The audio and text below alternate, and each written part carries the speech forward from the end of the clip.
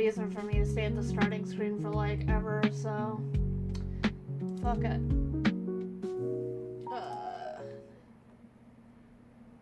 Here. Okay. We're just gonna get into drawing. It's just gonna be drawing and chatting stream.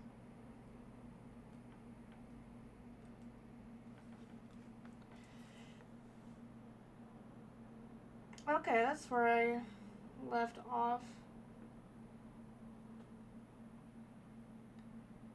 I think I need to do a similar shadow on the back of the hair.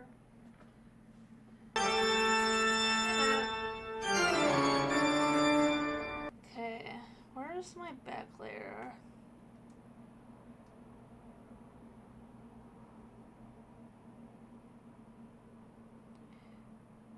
We're gonna have music and we're gonna...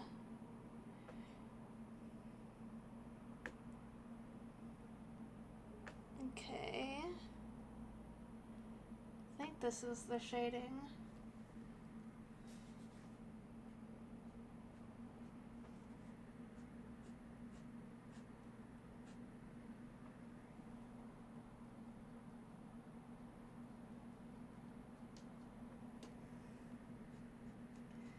See if I even like what I'm doing. I might end up hating it.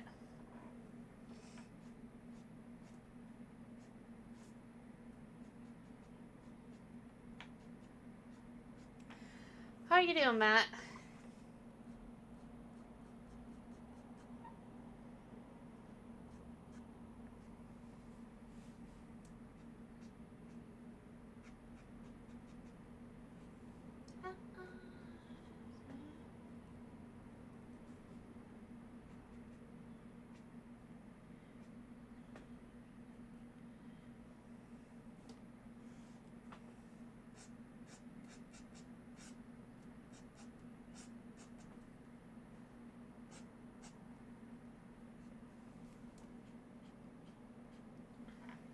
Chilling right now. Just had to do some deep cleaning to satisfy your boss and hope you can get away with the rest of the night easy. Cool, cool, cool. So, we totes down for the Star Wars Battlefront? I feel like that would be banging.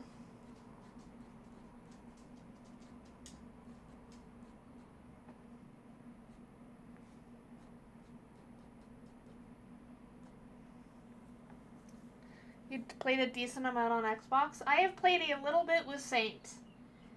So expect nothing except horrible. Not because of Saint, just because I'm bad.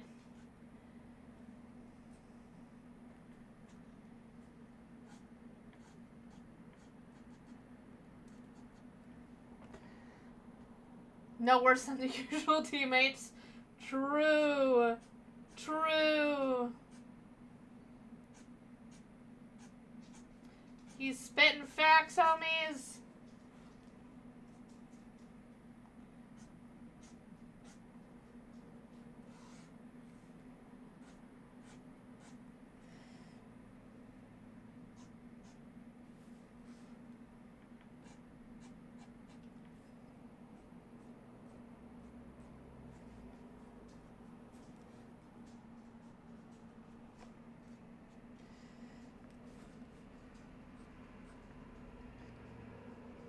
You don't go expecting... Dude, you're gonna hear a lot of yelling from me, especially if I get fucking cornered by Yoda.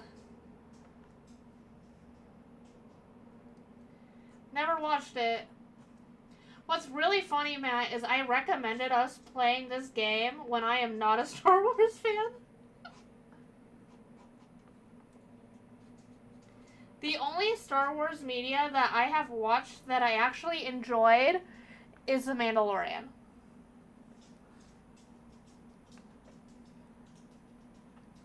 The lick of the chops are fixing to rip me apart. Some of the sharks, I'm lifting the bar, I'm lifting it into the stars. I like a shot of adrenaline, make some rattling.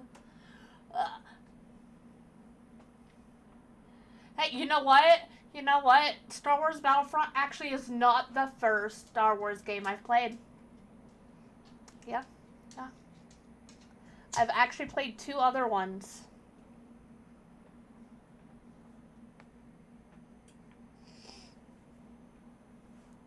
I didn't do the hair strands.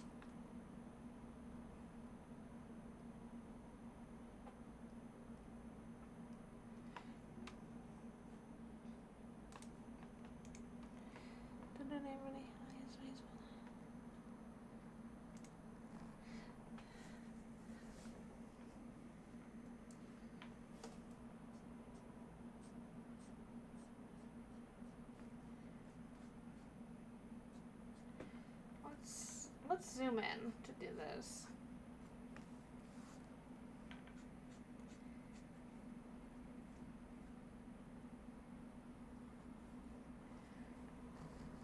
Your TISM game, a Star Wars game, currently reached as close to 900. Holy shit! I'm surprised you didn't ask about the games I have played that are Star Wars.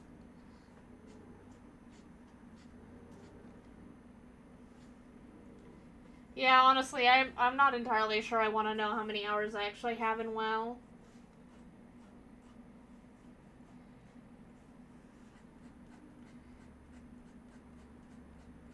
One day you're gonna figure out that everything they taught you was a lie.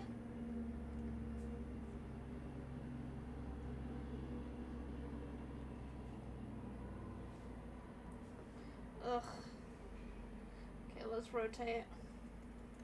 Guess it's OG Battlefront 2? No, neither of those. One of them you might be able to get, the other one you will never in a million years get. Because I have played more MMOs than WoW.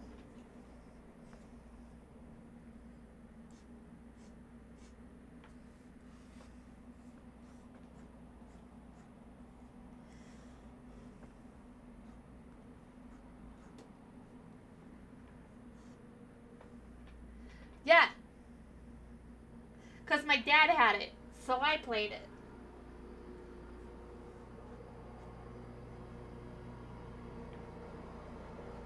You are not gonna get the other one, dude. Why is that so loud? Is the lawnmower coming through on the mic?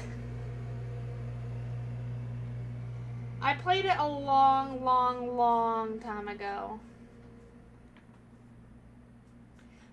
And I don't know what they're called, but it was that alien race that Ahsoka is. And I only know Ahsoka's name because of iFunny.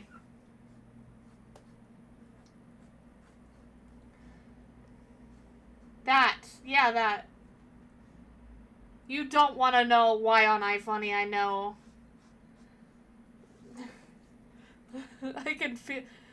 it's more so a specific account. It's not necessarily porn. It's an account that has a certain reputation on iFunny. Whenever there's anything with Ahsoka in it, everyone's like, I can feel his presence. He's here. It's called I Wanna Fuck Ahsoka. That was the name of the account. You can even ask Saint. They are well known on the iFunny sphere. Do you want me to tell you the second game, or do you want to keep trying to guess? I don't think you're gonna guess it.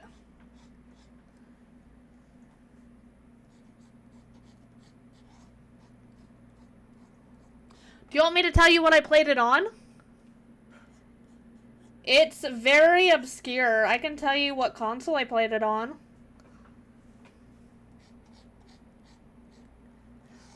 I mean, it's technically a Star Wars game. But it's also technically another game. It was on the Xbox, the original Xbox. I didn't play a lot of it. I played like a little tiny bit of it. Because I would have rather played Need for Speed Underground.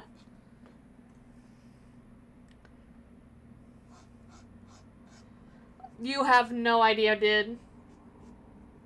You don't even know. You're probably gonna hear it and go, they made that.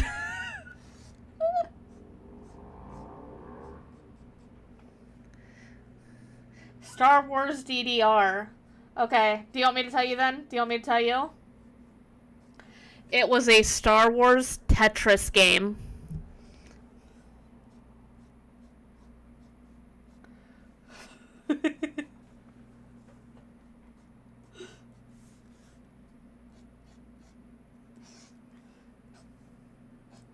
Just a little obscure, a bit of a weird one.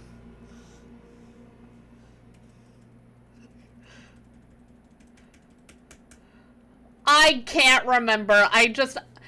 The thing is, I'm pretty sure I still own it, dude. I'm pretty sure I still have it. with my Xbox. I don't know where. Actually, you know what? I think I have my games unpacked.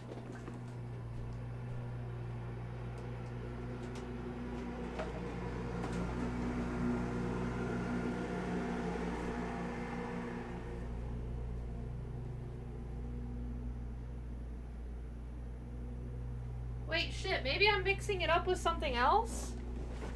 I swear to God this was a... No, it is Tetris. Oh, it's Tetris Worlds. Okay, yeah. It's Star Wars The Clone Worlds. Clone Wars. And this is promotional offer, not for resale. But yeah, Tetris Worlds. Live online enabled.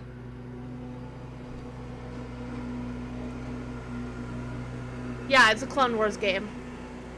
I have it. In my hands. Right now. But yeah, I mean, the disc is like half Star Wars, half Tetris. Here, I'll send you a pic.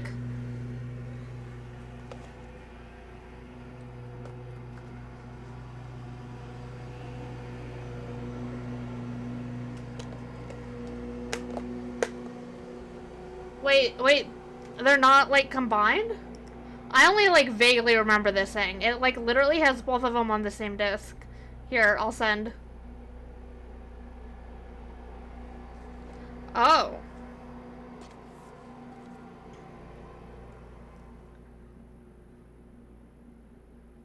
Oh, this game, not game, this song kinda mid.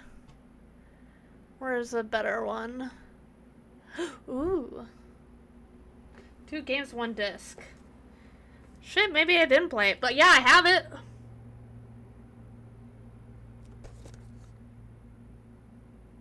Crazy. I don't know how I have this, I'm gonna be honest with you. I also have a Star Trek Shattered Universe game.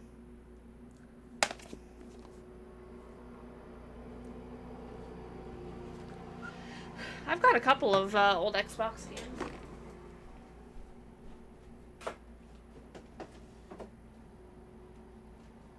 Wait, what is this? Time Splitters?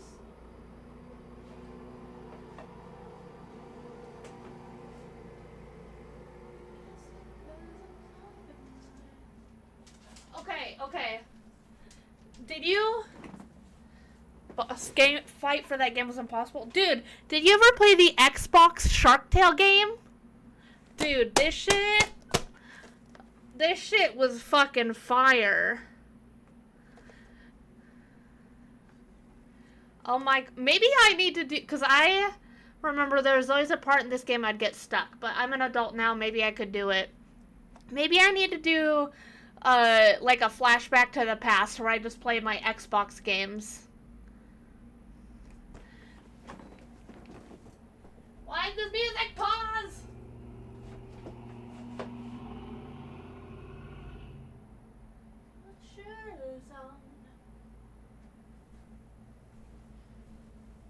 Retro stream. Okay. Back. By the way, is the music too loud? I'm so bad a judge of that.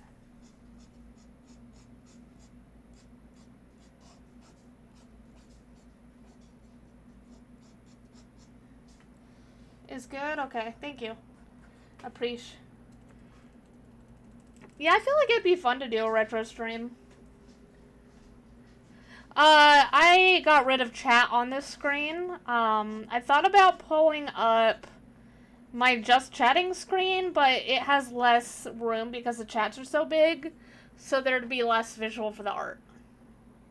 So, I don't know what to do. I just got rid of it because I thought, the chats took too much away from the gameplay.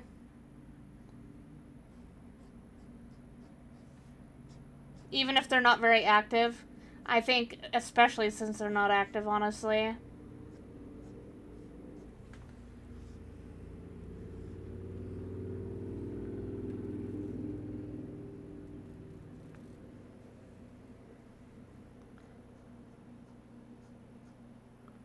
Oh, that's the eraser, not the blur.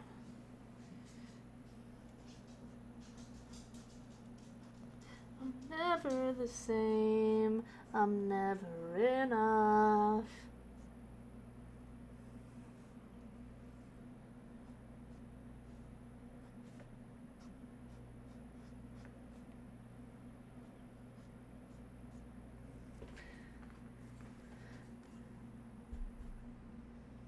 If it's something that, yeah. That's like a hard part. Like, I like it for like the obvious visual chat interaction, but sometimes it feels like it's too much going on. I know at one point I like greatly reduced it because I wanted it to be less obnoxious, but I think, especially now that I've included Kick into the streaming, it's just, I mean, I don't get chats, but it's just too much going on. So I think I'm gonna just keep with having the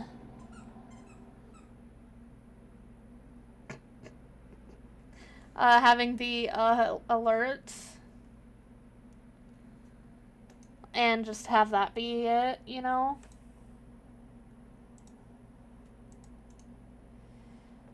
Layer settings, clip to below. You want to know how to record the screen without the chat but still have it appear streaming? That would probably be the only way to do it. And that might be too much for your computer. Unless you reduce, like, settings and stuff. I need to figure out, because I know YouTube supports 4K streams.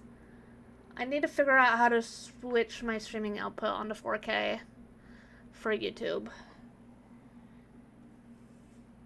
Hold on and I will now. Keep on thinking you can save me, save me. Oh, good and I can't come down. Parties all over.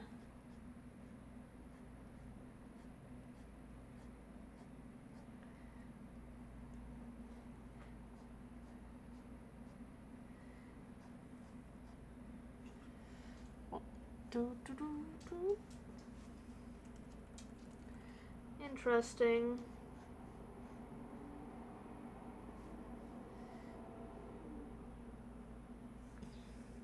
For some reason, my dumbass. Let's get this base color.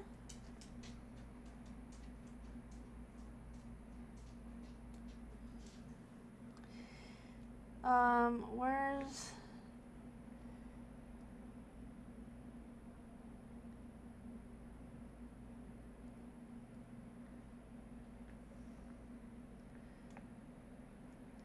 Maybe it's a different layer. It is.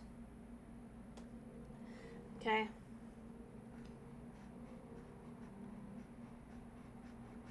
That's why I'm stupid. Got it.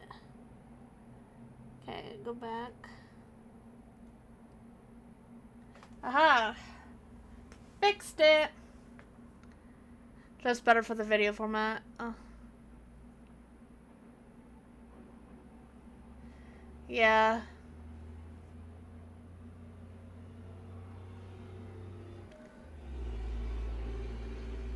That's why you could have just a very unobtrusive chat.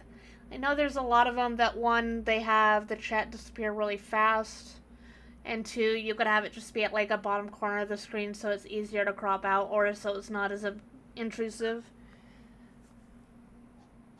Those are just my personal suggestions. If you want to keep with the chat and don't want to, you know, have 4,000 tabs open. You can start it all over.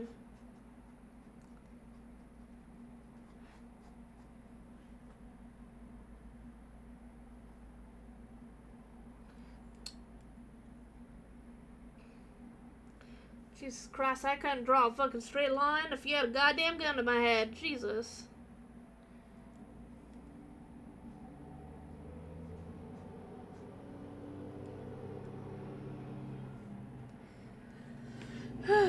Receding hairline Erlo. No, I was just trying to look more like you, Matt.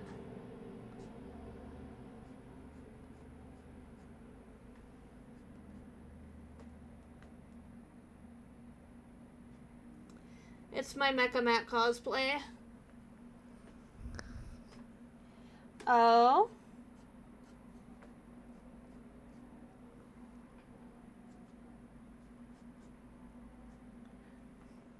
Leave your thrills only with me.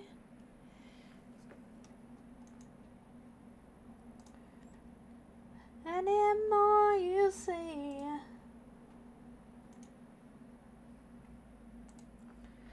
Played post game called Bakura, and they had a new game called Bakura Planet come out.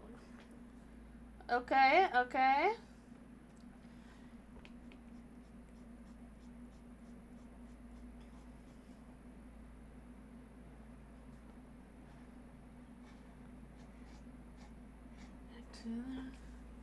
A shove button? Oh no.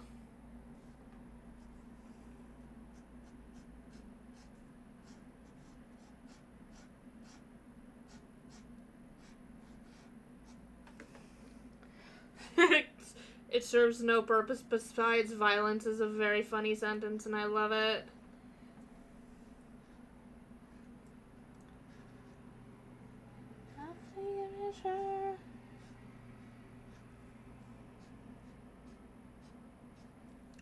By the weather here.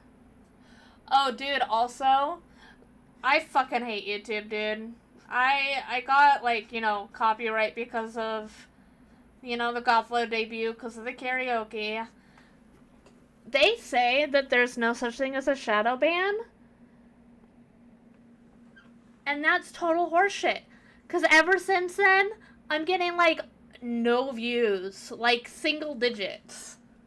On anything. Shorts, videos, anything. And it's like, yeah, shadow banning's not a thing. Totally. It is. It fucking is. Anyone that says that it isn't is a fucking YouTube shill.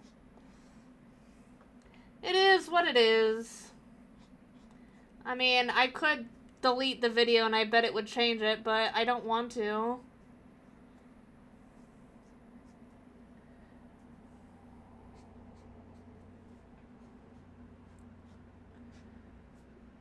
It's hard because it makes me, like, wonder whether or not I should have more than one channel. Where anything that's kind of, like, copyright risky, have that on there, and then have, like, most of them. It's not real. YouTube pay me money now.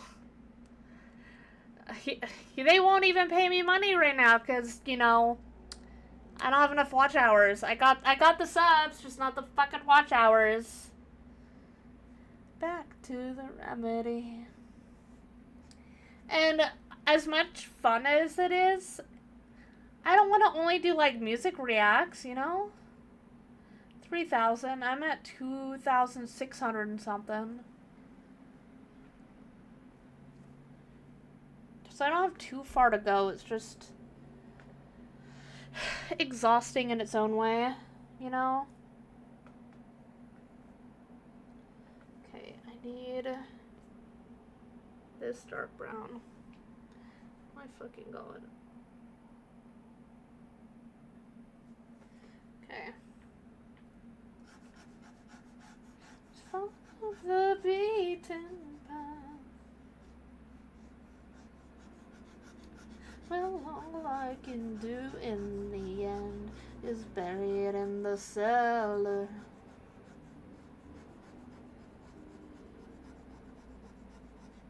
You could, but all that would do... See, the thing is, I don't even get AdSense because they fucking changed it. You have to have the 1,000 subscribers to even get ad revenue. Yeah, it is, bullshit. All I can do is get subs, like the members and super chats at 500. I can get yeah, the subs and the super chats. That's it. No ad revenue, because fuck you. You're not a big enough channel for ads.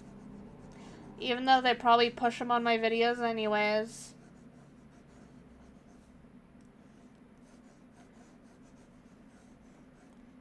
We all must revere and defend the fortune of the dollar. Welcome to YouTube, baby. I know Kick has such a negative stigma, but right now, like, I mean, as far as I know, they're also not a huge fan of VTubers, but they seem like the most creator-friendly right now of, like, the streaming stuff, without it being something, you know, like, fansly. They won't be satisfied unless you know your name is verified. God, I hope you choke on hate, even as you sing the praise. Sure what Kate is. Being creators from other... the biggest thing with Kick is that for a while it was known as, like, the gambling streaming service. So everyone had a negative connotation there. And a lot of people who get banned go there. So people just think of it, like, as the black sheep place. And there was a lot of really bad people there. And they did get away with a lot more stuff, but Kick has really cracked down on it. And, you can, like, if you don't want gambling content, like, visible to you, there's, like, a setting to turn it off. There's a setting to turn off hot tub streams, so I don't have to see that stuff pop up on my things at all, so that's nice. But it only takes streaming for 5 hours to allow you to get sub revenue. I don't think they have any sort of ads. They automatically let me start uploading emotes, and you can have up to, like, 60 of them. They do have their own point system. Like, there's a lot of stuff that is missing, but that is because it's still newer. But, I mean, with time, if it gets, you know, more people, yeah. I do think it does have a negative connotation, like, people are not big fans of VTubers on it, but honestly, I don't fucking blame them. I'm honestly not a big fan of VTubers. The more and more... clip the layer below. The more and more VTuber stuff, I'm just like... I might be a VTuber creator, but I don't feel like I'm a part of the VTuber community. Because I don't necessarily respect the way VTubers handle things. Yeah, well, Twitter's a cesspool in general. But I think there's a... VTubers have a tendency to try to use each other to get up the ladder and claim it as friendship, which I am so fucking happy that I've been able to find you guys and be friends with you guys. Like, actual friends. Who I would invite to my own house. But I feel like there's a lot of use until you're not useful anymore in the VTuber community. I feel like there's a lot of, you have to sexualize yourself to get ahead in the VTuber community, which I don't like. I mean, you do whatever you want to do, but there is more to gaining the attention of others than sex appeal, and that will eventually die off. People will get bored of it and move on. But, like, worse lately after the Saba debut? Oh, I don't know. I rarely go on Twitter, and I don't know a lot of, like... I know there was people that were upset about her model, even though that's the same type of model that their past life had. Nah, that's fair.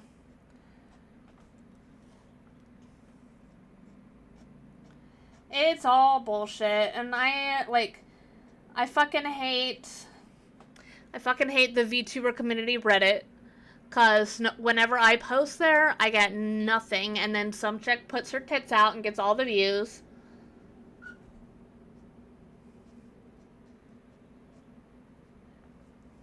I feel like to, like, make it as a VTuber, unless you're already, like, one of the really big ones, you have to be fake as fuck now, and I hate it. Oh, complaining and giving a certain title that starts with the letter P to a broad... Oh, yeah. You mean the youth enjoyers? See, okay, I'm gonna pause my music so that I can... Where's my mouse? I'm gonna pause my music so I can explain this whole, like, lolly situation in a clear and concise way with hopefully not fucking up my words. There's two different kind of lolly content creators in my mind. Those who just want the cute, petite body type, which there are grown-ass women who have very small, cute, petite body types. They could be in their 30s and look young or look tiny. They are just built like that. The only time it's a problem... Actually, there's two times it's a problem. One is if they intentionally mean for that character to be underage and then sexualize them. That's not okay. And then there is also the people who look at them, think of bad things, and sexualize them. Blaming the person who wants a small petite body type, which there's a very fair chance just based off of the voice that they have, that's probably they're close to their natural body type. That is literally blaming them for somebody else's actions, which I do not stand by. Okay? Like, that's like blaming kids on the bus for having a P bus driver and being like, well, they just shouldn't have been kids. Like, no! Like, it's that person. It is the driver person's fault. If someone looks at that model and thinks bad things, they're the problem. The one thinking the bad things is the problem, not the person with the model. Unless they're out there saying, oh, this is a 12-year-old girl and I want my tits out. Unless they're doing that, they are not the problem. Okay, there's my little rant over. Sorry. No neutral party when it comes to it, and I'm just like, generally people like the person behind it. People get too stuck on one party of money and then associate with... That is one thing that I'm really fucking hateful of with internet content creation overall in general, is that it's us or them. They don't care about the gray nuance whatsoever. And if you don't believe what they believe, you're a fucking bigot, you're a piece of shit, you're absolute trash garbage. And no one should associate with you, which is the most ridiculous shit I've ever heard in my life, because one thing that I really loved doing with my cousin was talking politics with her. Because we didn't necessarily agree on the same things, but we were able to talk to each other about our opinions and our side of it and go, huh, that's a good point that you have. However, this is my opinion on the topic. And we didn't hate each other. Because I've always been kind of like, we're both kind of neutral, like in the center when it comes to politics. I've been known to be a little bit more slightly towards the left, and she was always a little bit slightly towards the right. There's some things we agree on, some things we don't agree on. And I think it's very important for people to realize that you can have a differing opinion to somebody without it being an attack. That is part of humanity, is finding people that are different and learning to enjoy what they, like, enjoy them for who they are despite them not being the same person. You don't want to live in an echo chamber. You want to live in a world where you can discuss things and have decent conversation with other people and not have them attack you or treat you like a piece of shit just because you don't think and believe in the same things. People, yeah. Sorry, that was a whole ass rant, but it bothers me so much because, like, that's one thing where, like, there's a lot of videos that I've been watching recently, and I'm like, I kind of want to talk about this stuff, but I know, especially since I'm a VTuber, and a lot of people in the VTuber community are very aggressive and attack, they will not like the things that I've been watching. But it's stuff that I find interesting, and it's things that, like, entertain me. I don't want to listen to the same bullshit rhetoric over and over again. I want to listen to multiple opinions and then come up with my own after getting enough data. I don't want people to tell me what to believe and think, you know? But I'm gonna admit it here. I've been watching a lot of Tectone, who... Hi, Nanashi! Hi, Nanashi! I got distracted from the drawing, and me and Matt are having a discussion about internet and how it kind of sucks and the people that suck. And actually, Tectone dropped a video today that I watched, and I think it's literally called, like, Streamers Are Terrible or something like that, and I think the hardest thing that has to do with the streaming community is the us or them mentality that you're kind of talking about, Matt, where he's had a lot of people attack him, and a lot of it is based off of false allegations, and those false allegations are only seen as true because he doesn't believe the things that the other people believe. So everyone just gangs up against him, you know? Yeah. I don't necessarily agree with everything he says, but one thing I do respect is his ability to stay true to his beliefs and not let the internet's opinion of what you should think bully him into believing lies that he doesn't believe in his heart, you know? Because you know what? Like, personally, like, my personal opinion, I love religion as... This is going to be... I'm going on a whole ass tangent here. I'm so sorry. You got me going, Matt. I'm going now. I love religion as a concept.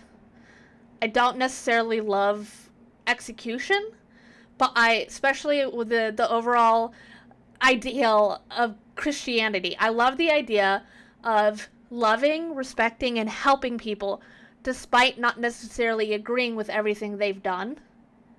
I do think some things have been taken out of context or used to serve a narrative of people in order to push themselves forward in life. But the overall idea of accepting and loving people despite their flaws is one thing that I absolutely love about religion. I'm not religious myself. I'm a person that lives in the agnostic world. I'm not atheist. I'm not religious. I'm on the fence because I'm like, there could be something. I don't fucking know. I don't have enough proof towards one way. I don't have enough proof towards the other way. I'm not gonna insult people that believe in it unless, like, a specific belief of theirs is actually harmful. Then I might be like, yo, dude, what the fuck? But yeah. Hi, Necro! When your native Satanist lives the Christianity ideals more than the actual Christians. Yeah. I will say, one thing that made me really sad is I had a friend who was still in high school. I had recently graduated. I was like their senior parent and everything. And they were messaging me crying, like bawling their eyes out because their mom takes them to church all the time, and they were religious. And they were them. And they were into more feminine people. And they were like, I had the saddest realization that I will never be allowed to marry the person I love in my church.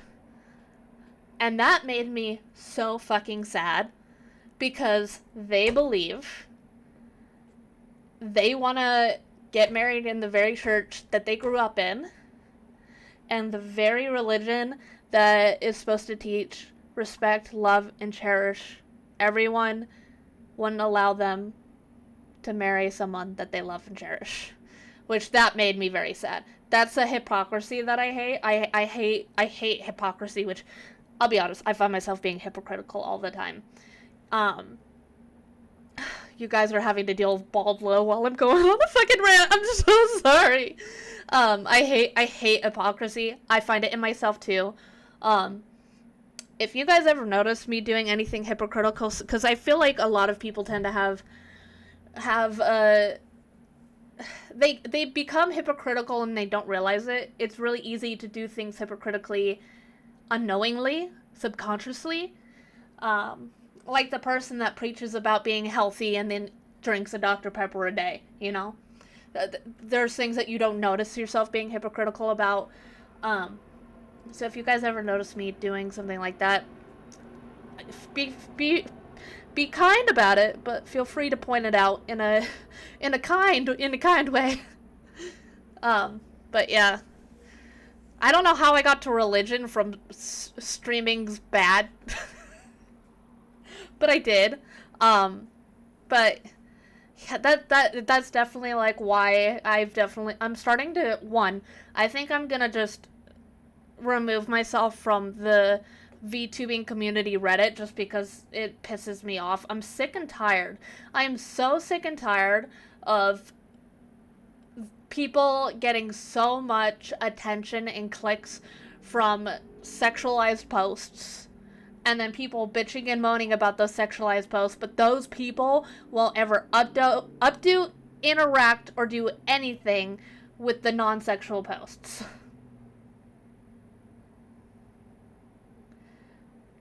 If you want to know about someone hypocritical, let's talk about my fucking mother. Or we could talk about pirate software, which is a whole fucking thing. Oh my god, I don't know if any of you guys know what's going on with that.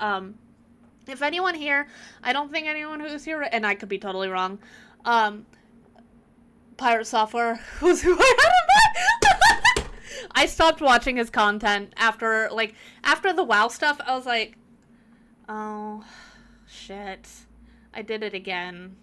Because I have a very bad tendency, and it happens all the time, where, let me throw on my background music. I don't think this is on all of them. Let me make sure that Twitch can hear it too. Background music.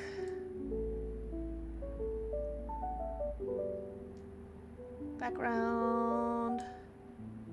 Okay. Now everyone should be able to hear the background music. Okay. Remind me to change this. I have a bad tendency of getting attached to narcissists. And it does stem... Let me save my artwork just in case. Oh my god. It does stem from the fact that I grew up with my narcissistic mother. So it kind of... I don't do it intentionally. But narcissists have an easy way of, like, I latch onto them because that is my familiarity with it. And because, like, narcissists tend to have a level of assurity and boldness and,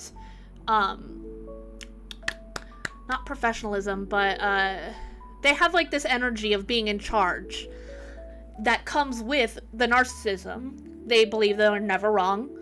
And so I, of course, latched on to pirate software because I was like, oh my god, he's so knowledgeable, he wants to be helpful, and blah, blah, blah. And then all of, like, the OnlyFans WoW stuff came out, and I went,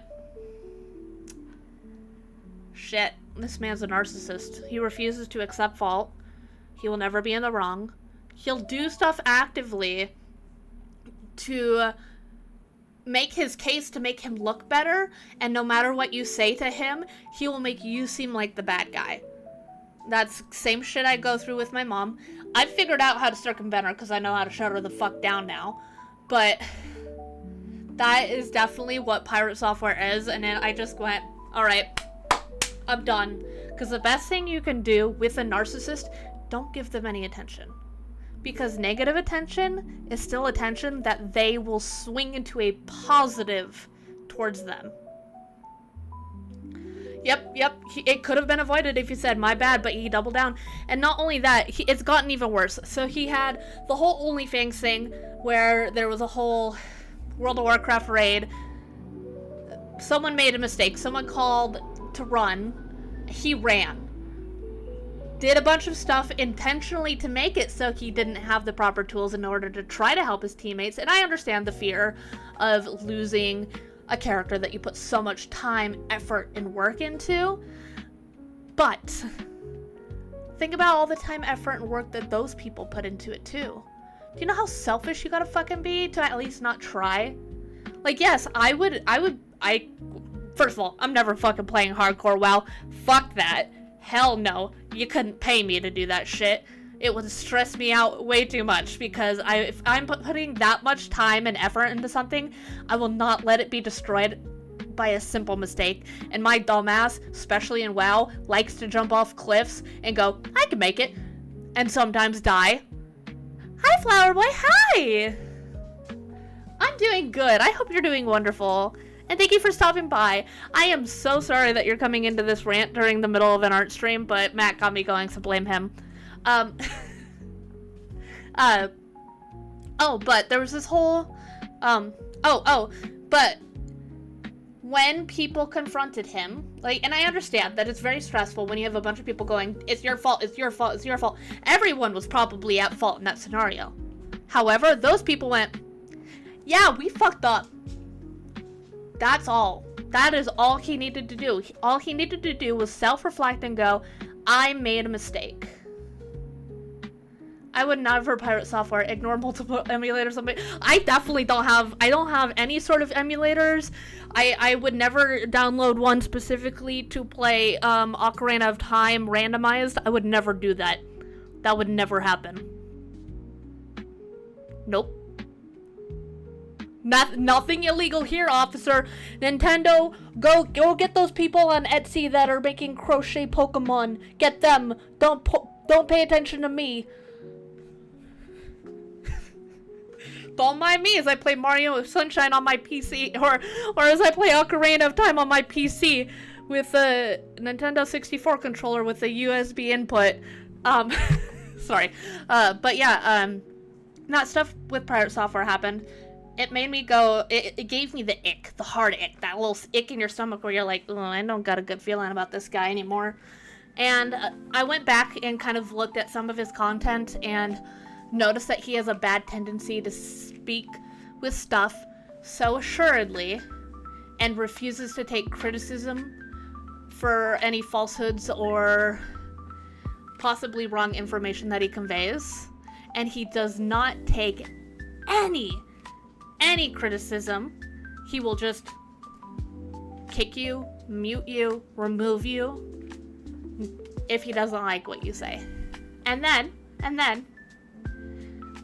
this isn't a part of his narcissism, but there's a whole ass weird thing with like this whole furry thing going on, and I was like, But now where we are right now, you know what's a problem? When multiple big YouTubers are like, alright, pirate software, get your shit together. When Moist Critical makes a video about you, like a video about what you made falsehoods of, and is like, come on, be better, and tries to get a hold of you, and you still refuse to hear reason, you're the problem, bud. You're the problem.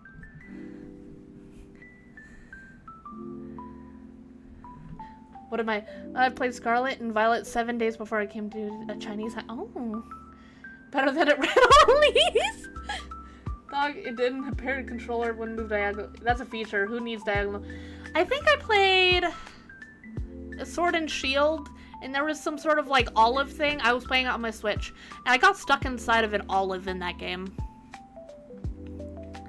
But yeah, oh my god, and the fact that he, so if anyone doesn't know about Stop Killing Games, it's a current thing that's going on right now. If you do live in the UK or in Europe, go sign this petition, because it is designed to try to make it so that games have an idea for what their end of life will be. I'm not going to explain it very well, and I apologize in advance. I'm very dumb. But they want them to have an idea for end of service, end of life things, because there's a lot of games like Diablo games where you have to be connected to the internet, even if it's a single player game, in order to play it, which is redonkadonk, but whatever. But it's designed to make it so that once those games shut down, that the game is still playable, so the very thing that you purchased with your own fucking money is still yours.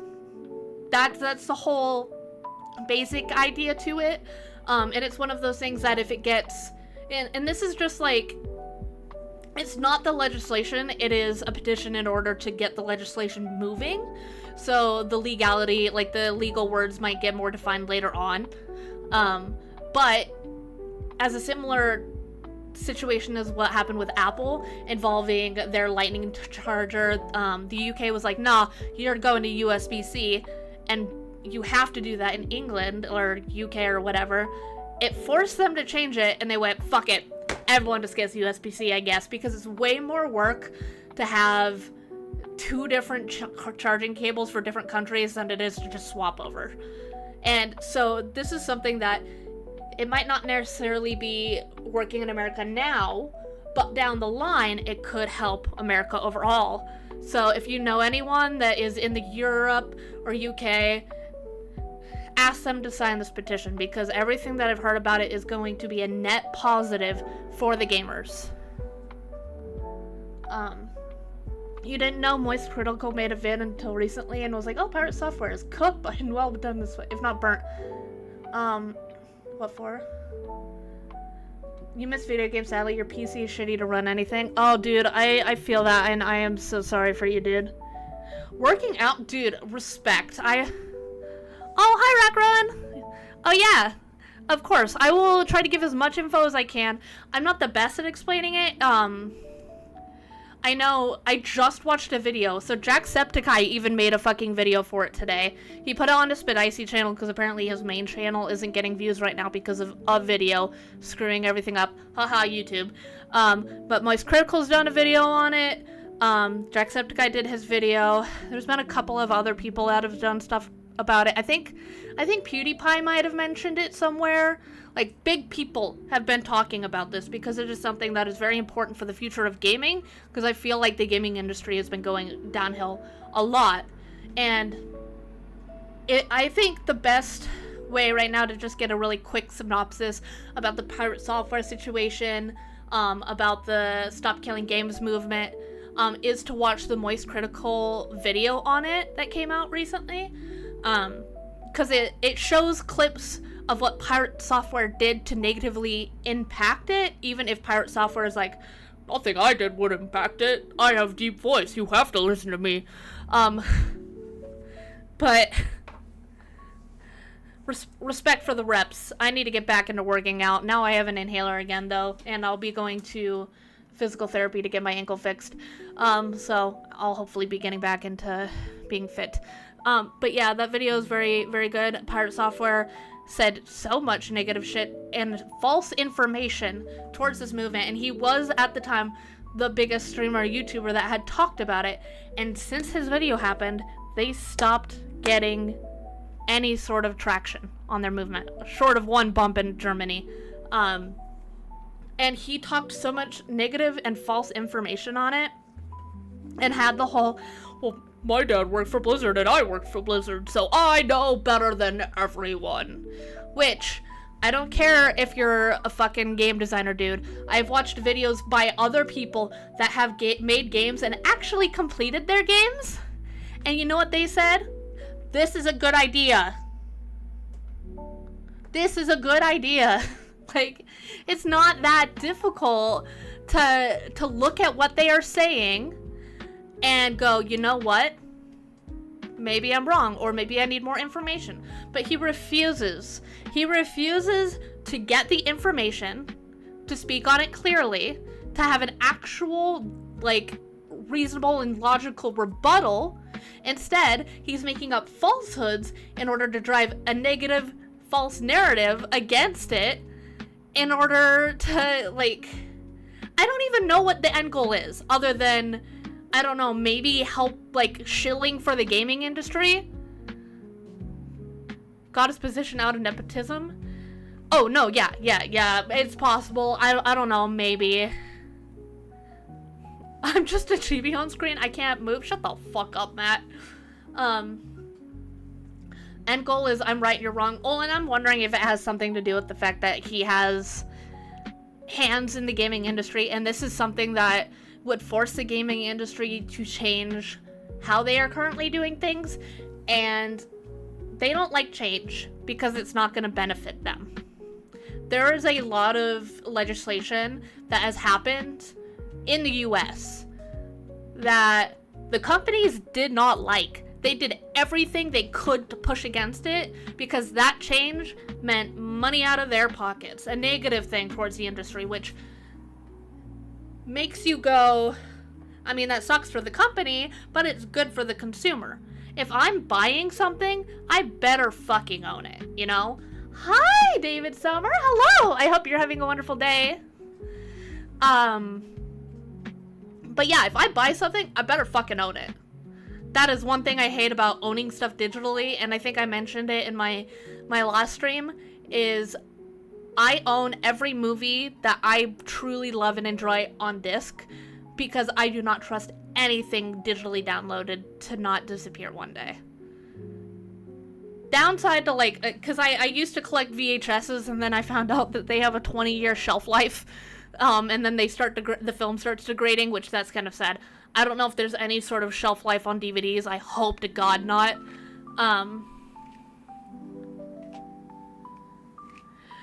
Sounds like this law would completely screw mass developers like EA who would just want to get more money. The biggest thing, though, that I personally see out of it, is it might have a negative impact on the company on the forefront. However, in the long run, it should have a positive effect on the company. Because even if, like, because if games did this naturally, instead of just being lazy and being like, nah, you can't have it, nope, no, nothing. If games went out of their way to have an end-of-life plan, more people would be invested in that game. Just like if a car company... Oh, thank you so much for following, I appreciate it! Miss when games were on the actual disc. I know. No computers have disk drives anymore. It sucks. Oh god, what was I thinking? Oh, but if a car company gets in trouble, let's say, oh my god, do you guys know there was a brand, I can't remember exactly what the car was, but it was a specific kind of car, and they had, I think it was like the gas tank in the very back end of the vehicle or something like that. But when the vehicle got rear-ended, it would cause the vehicle to explode. And, it would cause the vehicle to explode, which then caused a whole ass, like, lawsuit, legislation, things got changed, and it sucks for the company to have to change that stuff. However, later down the line, you know what didn't work, you know how to make it better and safer for your customers. If you do stuff that intentionally makes your customers' lives safer, more reliable, they are more likely to buy that vehicle. One reason why I know it has its own stigma, the Subarus, especially the Outbacks and Crosstreks, that's the lesbian brand, I fucking know it, okay? But, it's also the Pacific Northwest vehicle, because every motherfucker in the Pacific Northwest owns a goddamn Crosstrek or an Outback. I swear to God, they're everywhere here. I bought it because it's known to be reliable, keep its value, not be overly expensive to fix, and be very good in harsh weather conditions. Me, when I get rear-ended and blow up, okay, let me, shit, I gotta get to my keyboard, my drawing tablet's in the way. I'll Google it. Car would explode when rear. It was something. The Ford Pinto. Yes. Okay. And okay, it says 70s. The infamous Ford Pinto, known for exploding. Isn't Ford known to be like a very good and reliable car brand? I think Ford is also, I think it's Ford or one of those companies that actually made our 40-hour work week. A lot of our rules involving labor came from that. Because his intention was to try to keep employees, like, treat them well so that you get employees. If I'm dying in a car named after a bean, just double kill me. Pinto is small, dude. You're dying smallly. The car is small, but the explosion is big. I have went on a tangent and completely lost my train of thought. Oh dear lord.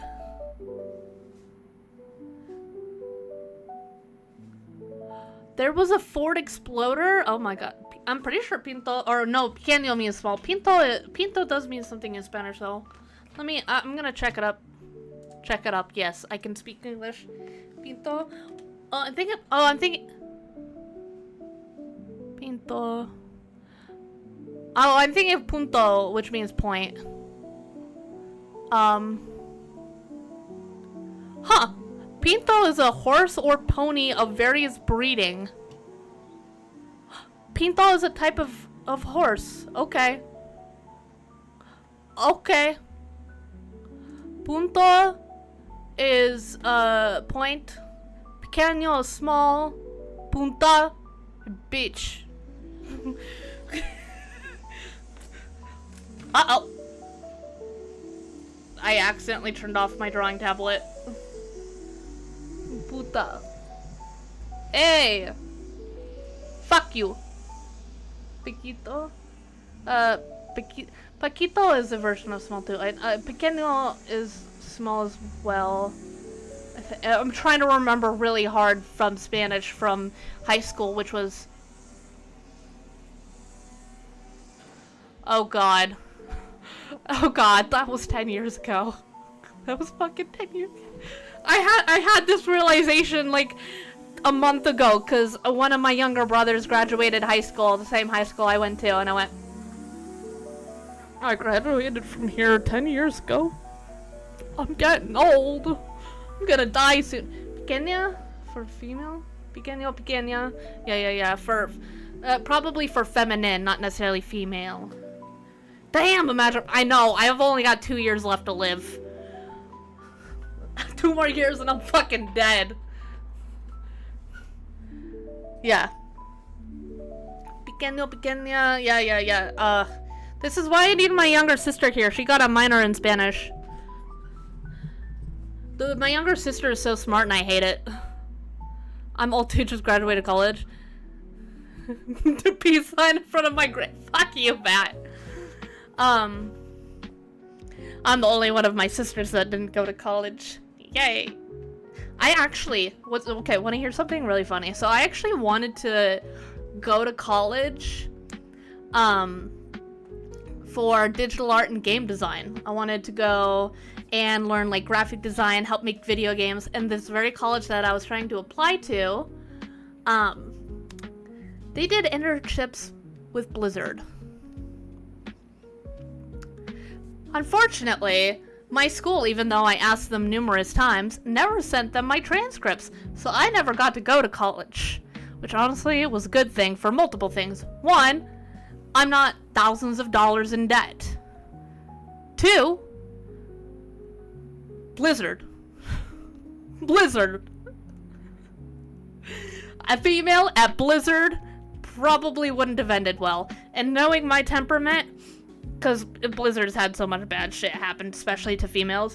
Knowing my temperament, I would have A, been fired, or B, been fired for kicking the ass of a coworker. Because half the shit that they did to the women there, I probably would have punched someone in the fucking face. The great breast milk. What the fuck? What? Wait, what? What do you mean? What do you mean? What does that mean? Matt, what does that mean? What the fuck? Also, I need to move the mic away. No, I just heard about shit like the fucking, like, Cosby room. Because all the guys... Oh, thank you so much for following. I appreciate you. You're awesome and lovely. Because whenever they would, like, go places and stuff, they'd have, like, a hotel room called the Cosby room, which is fucked up. They had breast milk on hand for when parents had their babies? What the fuck? I do know, and someone's...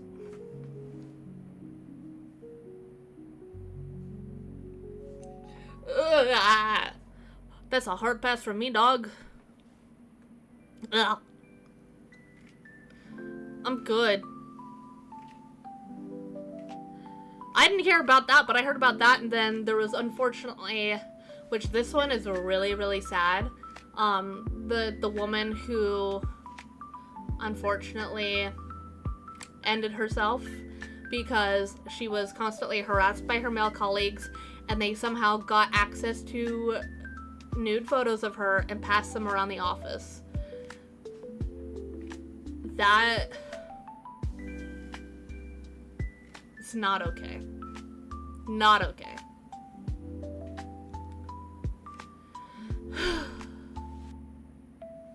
Should I stop my rant and keep drawing now that I'm like, could have used scholarships to avoid debt, managed to avoid debt minus. See, here's the thing. I applied. Did they respond? No. Plus, the school I was going to did not have a lot of scholarship opportunities, and I didn't really have a good art portfolio set up yet. But I never had time to work on any of that stuff because I was forced to do karate, and I also had the sports that I was doing at the same time.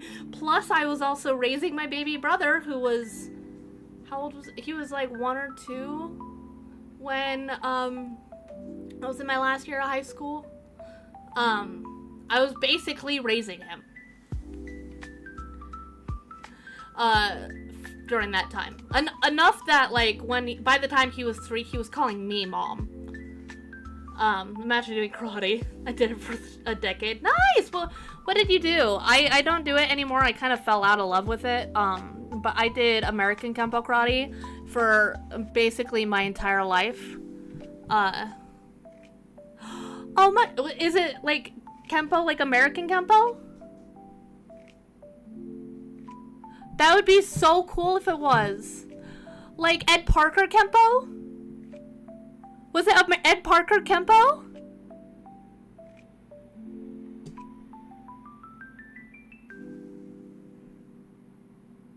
If so, that's fucking awesome. I actually have a black belt in it. Hey, you know what, Matt? It's really hard because there's like, you don't remember you stopped when you were 18, which was 4 years ago. Fair enough. I have to be careful about what information I give without, like, giving out too much. Second brown. 1 away. Damn. That's crazy, though. Be careful, SpongeBob. The thing is, if they did American Kempo karate, depending on which system, because unfortunately, I have never, ever talked about Kempo on stream, have I? Shit. So, okay, let's go down the Kempo arc. You know what? Fuck the drawing. I'm just gonna, here.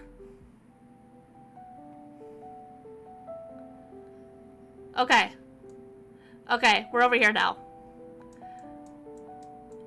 Except I made it too big. Okay, there we go. Okay, American Kempo Karate was started by Ed Parker back not too terribly long ago. It is a version of Kempo that integrates multiple different kinds of systems together in order to make something that can be ever evolving and ever changing. I'm gonna turn down the background music so I can hear myself talk. Actually, you know, wait.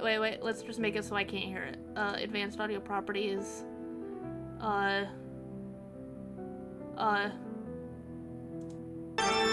off. Bye, Necro! But it was made by Ed Parker a while ago. He was from Hawaii originally.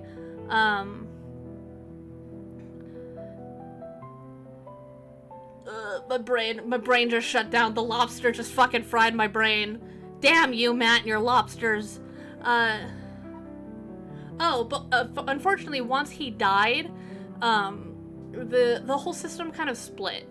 There was kind of like 2 big-ish groups. One that was like, we have to do it exactly the way that Ed Parker told us. And then those that were like, you know what? Let's make it evolve and change for whoever. Because one thing that I personally loved about the Kempo, at least the way I learned it, was you were able to modify and change it in order to work for you. Because some people move differently, some people have abilities that they can't do. Like, there's some stuff that women can do that men can't do, and some stuff men can do that women can't do, vice versa. Body types, all that kind of stuff. Combat sports over the years. Nice! I only did karate, but that's because I grew up with it. My mom forced me into it. Me and my sisters were all forced to do it. My little brother was forced to do it since we were kids growing up. And she owned a school well, she still owns her school. She just can't do anything now because she's broken. To my time, then pro wrestling. Nice! Nice! But, I was a part of one of the systems where they did the ever-evolving, which I really like. I love discussing what can work for you, without it being, this is the way we do it. No changes. Makes me mad. I like stuff that can evolve for different body types and stuff. And I like discussion, understanding why you move the way you do. Because I'm a very, like, you can show me how to do something, but unless I understand why I'm doing what I'm doing, it's just not gonna work, you know? That car is so fucking loud. Why is it so loud? My ears.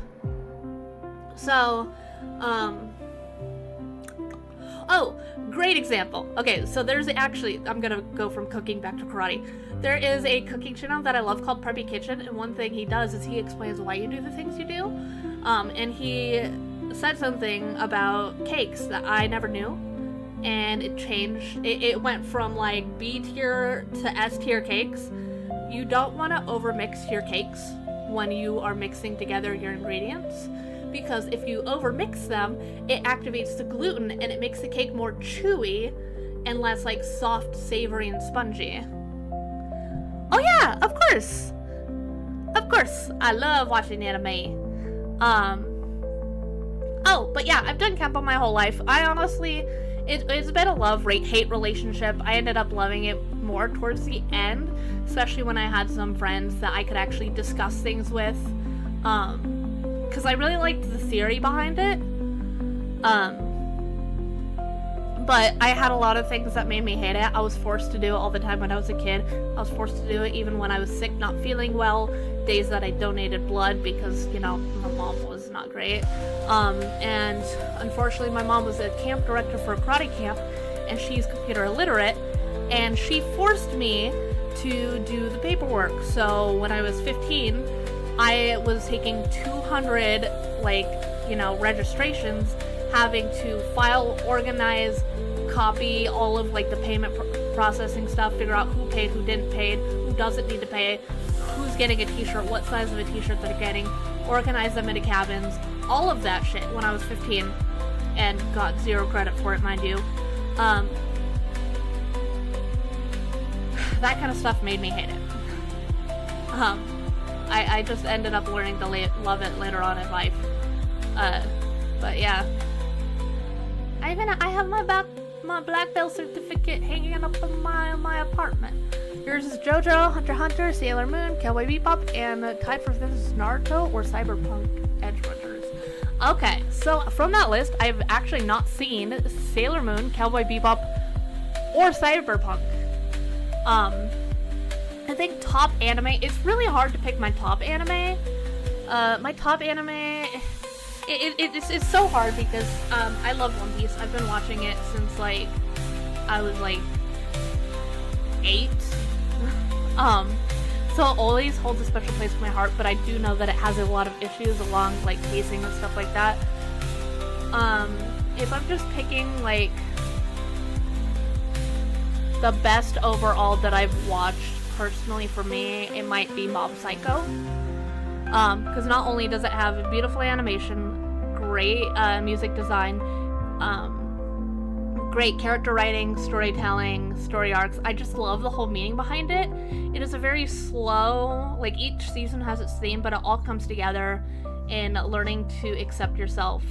Despite having any dark or light side, you have to accept yourself as a whole, even if you might not necessarily love every part of yourself. You have to accept that it is a part of you. And that is one thing that I really love about Mob Psycho. I do love Naruto too, because that was the one anime that really got me watching anime. It's really hot and I can't have my AC on in my computer room. I'm dying. I'm dying. I love JoJo too, just because of the memes and the manliness. And I did a shit ton of art when I was in my JoJo era. You have some... Matt, no, you don't. You don't. You really don't. Reading in this economy couldn't be me.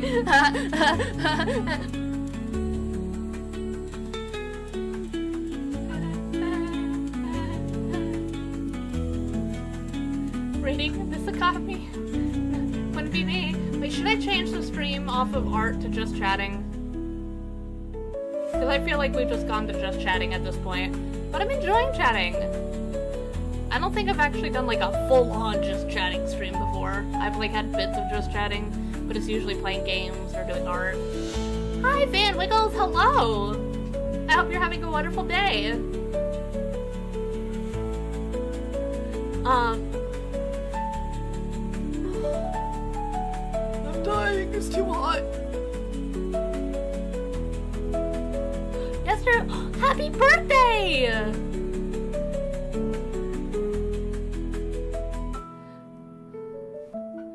You have it pulled up now for you to read later. Oh god. I wish I had confetti. I don't have confetti, but happy birthday! This was art that became rant because Matt asked a question and that made me go on a tangent. You're officially an adult, hell yes! 18! That means I can swear on stream, guys. Fuck! Another epic victory! Big win! Matt, you just gave me a heart attack! You just gave me a fucking heart attack! Jesus Christ. Fuck you, Matt. Wait. See, we might not have confetti. Fuck what he did. I have a better thing. Wait, where is it? Where is it? Where is it? This!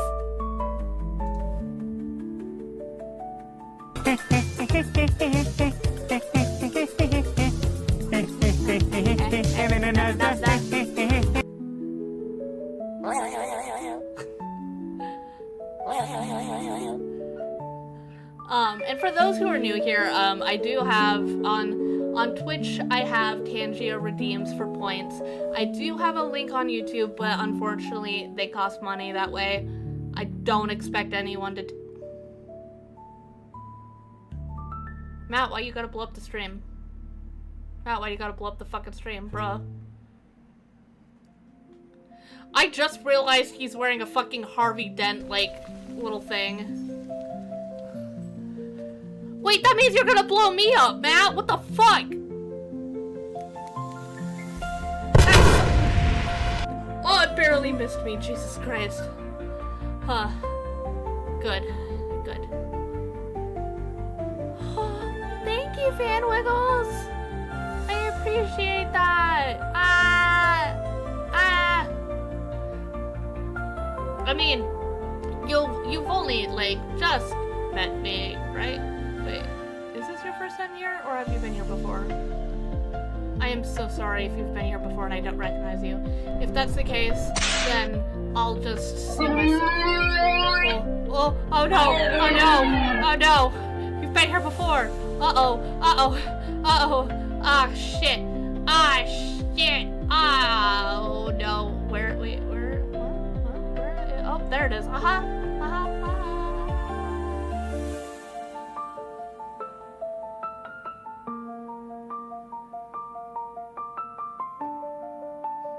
so sorry. I have bad memories.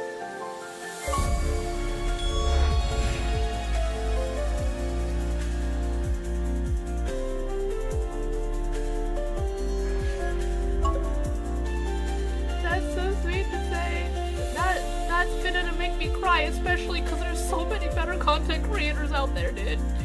There's so many better people out there, trust. That fucking shop was great.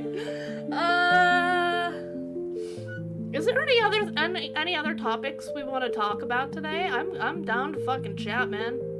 Wait, is my background music too loud? Let's turn that down.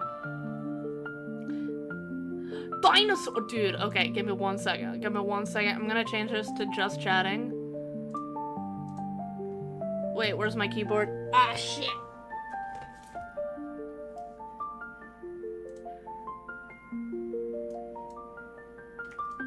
Chatting about stuff. Okay, I need to, let's put away my tablet. Ah, it's in the way, I can't type.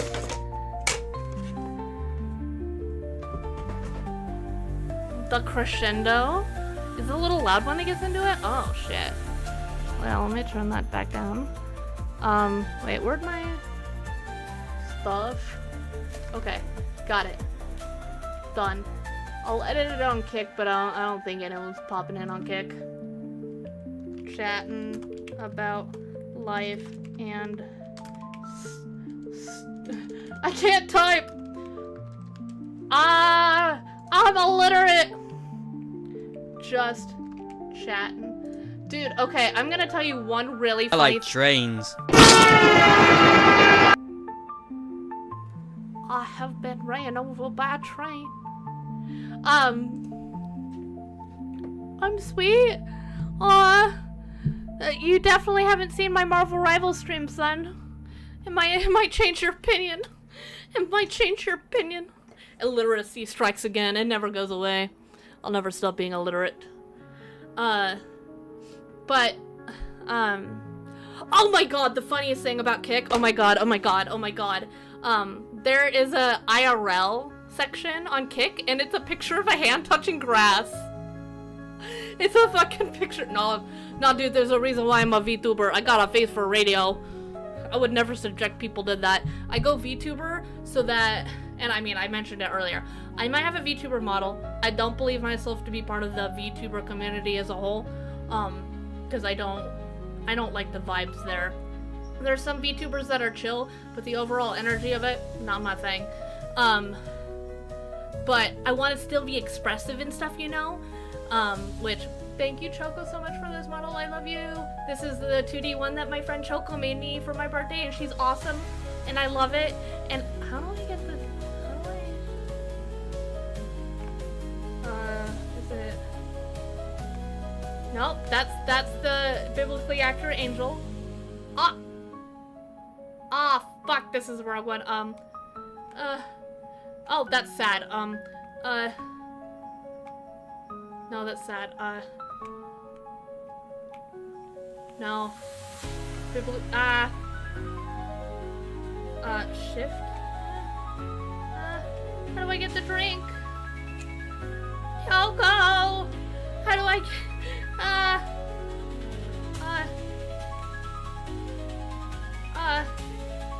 I'm hitting all of the buttons. There's like one toggle that I'm trying to find. Wait, is it this? Found it! I found it! Yes! It took forever, but I got it. I got it! Oh god.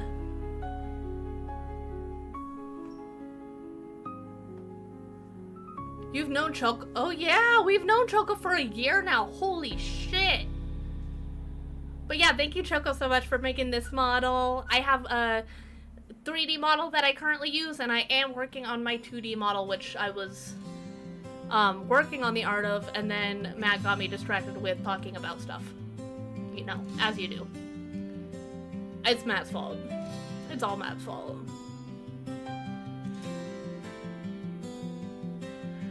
Yo!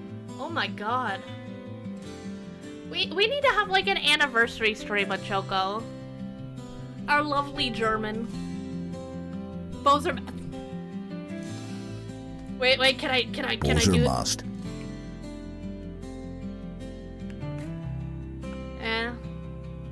What you call me, motherfucker?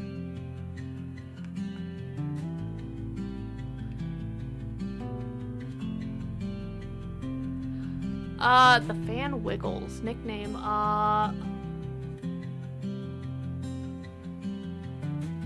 that's what you low-key said today's stream? Bruh.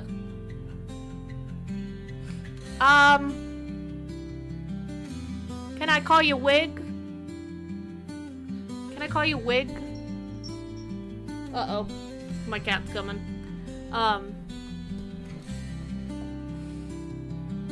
Oh! You can call me Erlo. You can just call me Erlo. Ah! Ah, that's my cat. My cat's in my lap. Ow! I mean, Erlo's the nickname. Erlo Mast is the full name. Well, in the Cosmic Void, it's the full name. But the first name is Erlo Mast, and then the nick is Erlo. I'd say Erlo. I would say Erlo, because no offense, Home Skillet, but the best friend seat is taken. Bozer Matt, shut the fuck up, Matt! Thank goodness I didn't get rid of the angries, because they still apply. Dude, has anyone other than Matt tried out Gamer Subs? It's kind of like G Fuel, but different brand. It's really fucking good. I've tried the.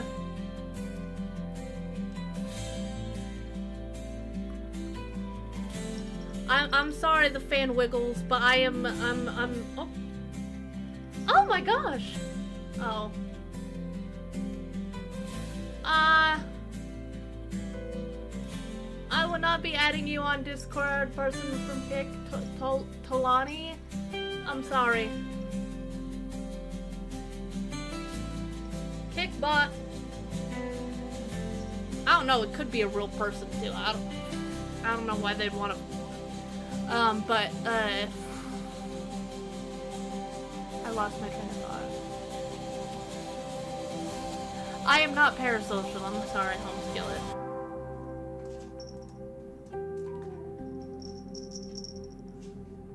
That's the first chat from Kick on the stream. No thoughts. Hey, there are thoughts. There's just a lot of empty space for them to bounce around before they come out of my mouth.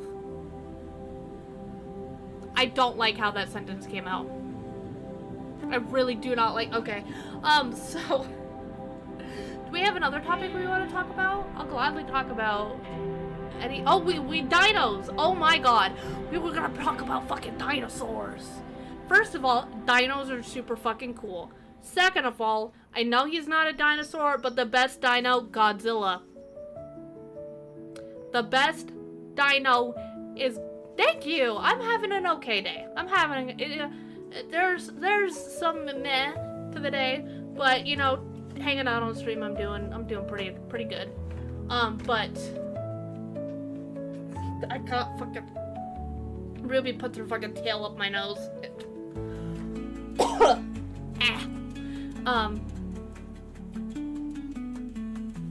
You said your birthday was yesterday.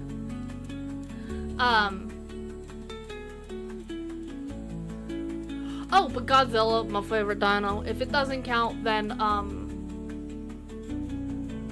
oh, shit. I kind of like the Mesosaurus from, I know the newer Jurassic Park movies are, like, ugh, mid, but, like, the Mesosaurus that comes up and just fucking, like, grabs the you know, genetically altered dinosaur and just fucking one-shot KO, sucks him back into the water. I love that dino. That was so cool, dude. That scene, I love it. I love it so much.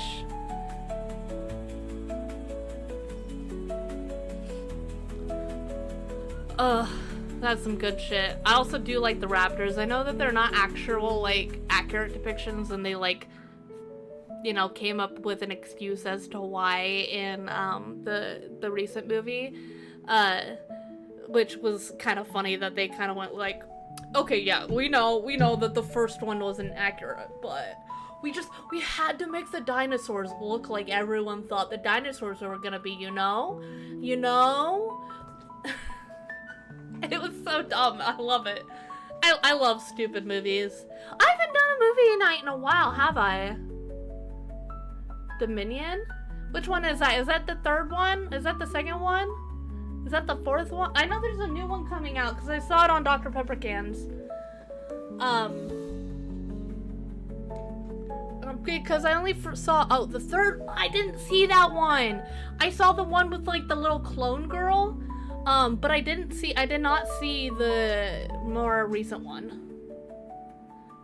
Or I guess recent two, because there's, like, another one coming out or something. I don't know how they're able to keep making them if they keep, like, flopping. Then again, Disney keeps popping out turds and somehow is popping out more, so I don't know, man. Not too critical on movies typically, but that one's so fucking bad plot-wise. Oh, shit. See, I have my own, like, criteria for judging movies, and I have 4 categories, okay? I have 2 positive and 2 negative, and it's kind of like one of those plus-shaped graphs where it has to be somewhere, like, point has to be somewhere in the 4 quadrants. And the 4 quadrants are, we have, good writing, we have fun, we have bad writing, and boring. Thanks, Wiggles. And this is how it can go. A movie could be well written, but be fucking boring, okay? I have watched movies that are theoretically well written, but are boring as shit. However, you can have a movie that is very terribly written, but still be very fun to watch. You don't want to spoil anything in case I watch it? Okay. Also, oh my god, Pointless Hub has a new video. I'm so excited. I still haven't listened to it. It's about the Transformers 1 movie. It's an hour long, though. Part of me is like, ooh, maybe I should react to it. And part of me is like, oh, maybe I should just save this one for myself. I love Pointless Hub so much, though. They're one of my favorite YouTube channels. Because if we want to talk about, like, a movie that's fucking terribly written, but is a lot of fun, Moonfall. That movie, oh, yes. Oh my god, that movie is brilliant in all the wrong ways.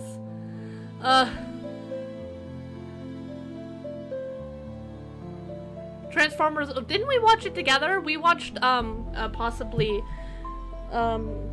acquired through, yo-ho-ho, it's a pirate's life for me kind of ways on YouTube. Did we watch it together? Yeah. It was like 720p. It was so bad. Oh, some good shit. Dude! Oh my god, I wanna fucking watch Rush Hour, dude. I haven't watched Rush Hour in forever. Yeah, I got clapped. Got sent to the Shadow Realm. Did the fucking background music go too much? Oh, I speak loudly anyways, I think we're good. I'm just gonna stretch for a second. My shoulders crack-a-lacking. Oh my god. Oh my god. I know what we're doing. Verb, I know what we're gonna do today. Well, not today, but in the future. That's gotta be the next movie, right? Is making you watch Rush Hour. Dude, fucking Chris Tucker and Jackie Chan. You will never believe the word that Jackie Chan uses in the first Rush Hour movie.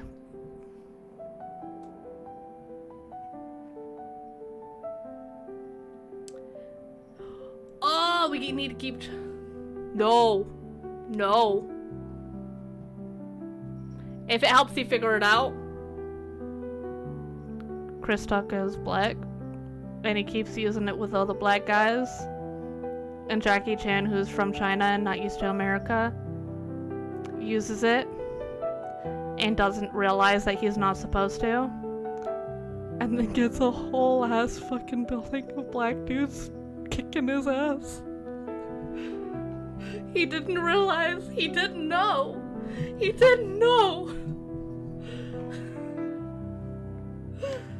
They also have a scene where they're singing the whoa, huh, yeah. What is it good for? Absolutely nothing. Whoa, huh, yeah. Oh my god, oh my god, oh my god. And there's a fucking scene in that movie where Chris Tucker's on the phone and the person's like, I want money for the child. And they're like, I'd want this many in 20s and this many in 10s. And he goes, would you like any 5s with that? And he just it was so fucking good, man. The delivery is so good. I'm from the LAPD. We are the most hated cops on the planet. My mom's so ashamed of me, she tell everybody I'm a drug dealer. That movie is gold, dude. That movie is gold. And oh my gosh, in the second one, there's a fucking blooper at the very end of the movie where someone falls out of a window and dies. And Chris Tucker's just like, damn!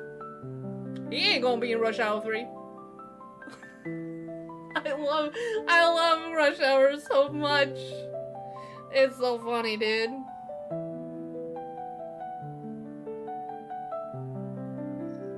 They talk about him on Regulation. Oh shit, I need to catch up in Regulation podcast. Regulation is so good, but also like, it's harder for me to watch now. I don't know why.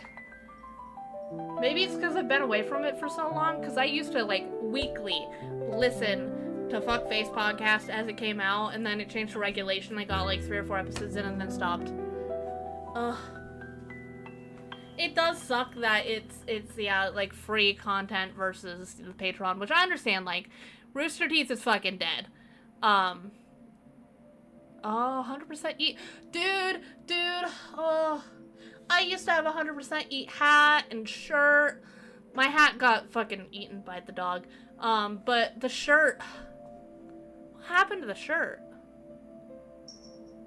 I don't know what happened to the shirt. Huh. Well.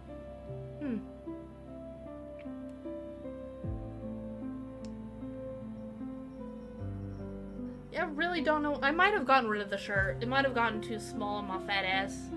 I probably got rid of it. I am fucking dying, dude. It is getting so hot in here. It's like 95 degrees out today, and the AC in my apartment doesn't work. And I have a window AC for my computer room, but if I turn it on, you're gonna be hearing this. You'll be subjected to this. And I don't hate you guys that much.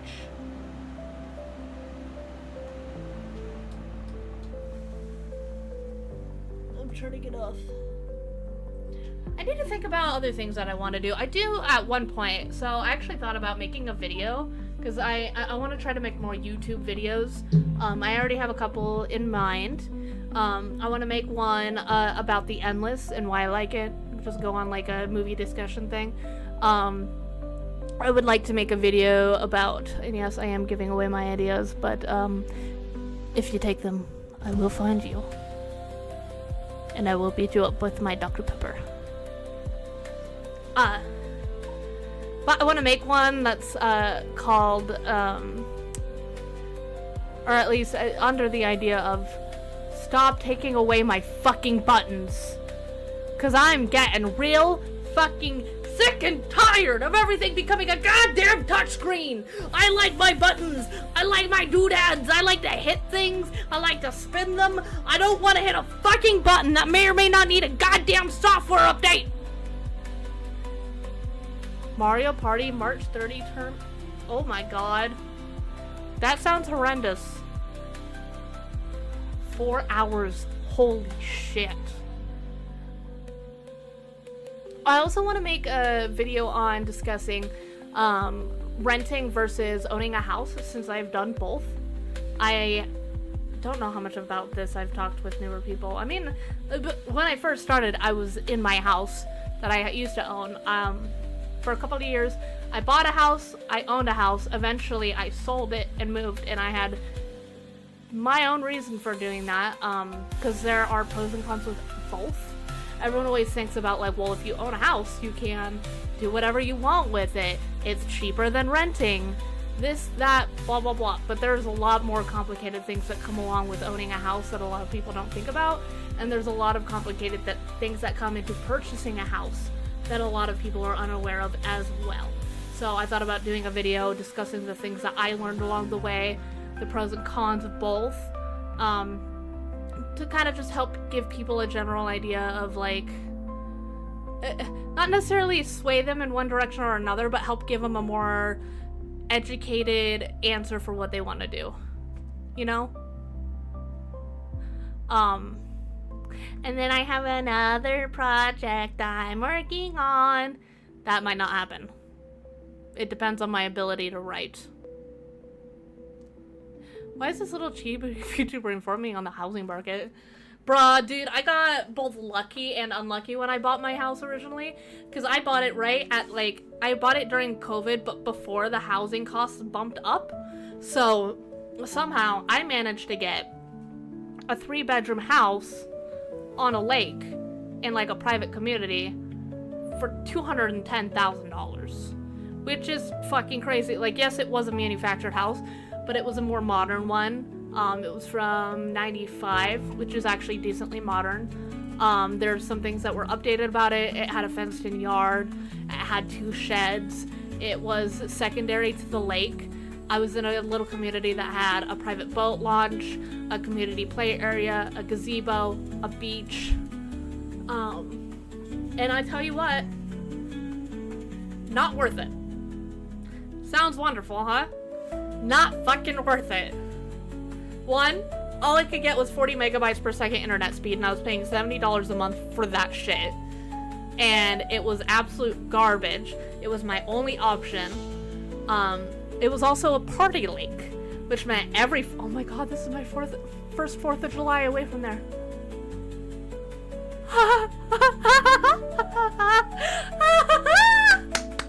Oh, sorry, that just brought me so much joy. Because every 4th of July, without fucking fail, I was on a party lake. This is where people had fucking money, they had boats, they had ATVs, they had side-by-sides, and they would bring all of their family to the nice, cool lake for fireworks. So you'd hear fireworks the whole week of 4th of July. There would be drunk people driving around on motorized vehicles everywhere around the lake.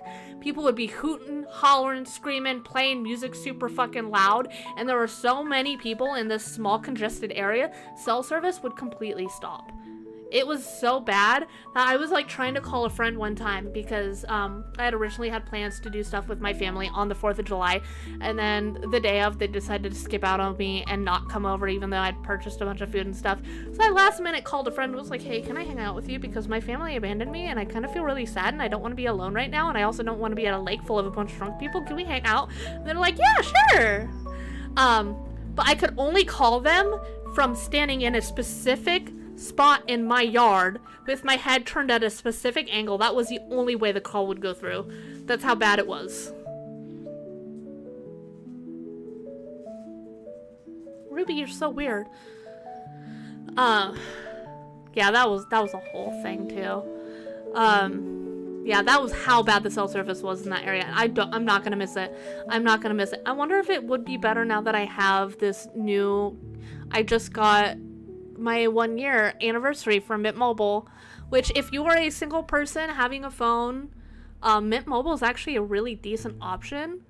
The downside is it is secondary, so it doesn't get primary like priority on cell towers, but it is relatively cheap for what it is. And you can pay it monthly, every 3 months, every 6 months, every year. I think I paid it's about, I think, $30 a month, which is actually pretty decent. Use Mint for a bit there. Yeah, I really like it. They have a very nice, easy interface. The way they have their internet set up, telling you like everything you get looks like a fucking nutrition's facts thing, which I find very funny. And it is a company owned by Ryan Reynolds. So like when you set up your phone and stuff, there's like a little Fox cartoon character and it's Ryan Reynolds talking, and I was like, oh, okay, cool. And you can refer people and you get money off of your own thing if you refer people, which I think is a really cool feature. But anyways, yeah, the owning a house was too much for me. Like, I think my first month of owning a house, my my heater broke. Yeah, okay, so yeah, I got my house in the end of October of 2021, I think. And then within like the first month or two, my heater broke. And we had below freezing temps. And for the first day, I had to like borrow space heaters from my parents, which uses so much electricity. You do not want to have to use space heaters to heat a whole ass house.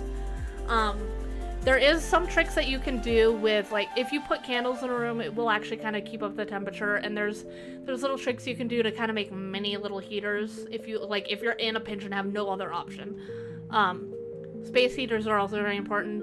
If you ever do have your power go out, all you have is space heaters, or if you have your heat go out and all you have is space heaters, put those in the rooms with pipes. That is very important. Some areas do have pipes that are designed to be in freezing temp areas, but not everywhere does.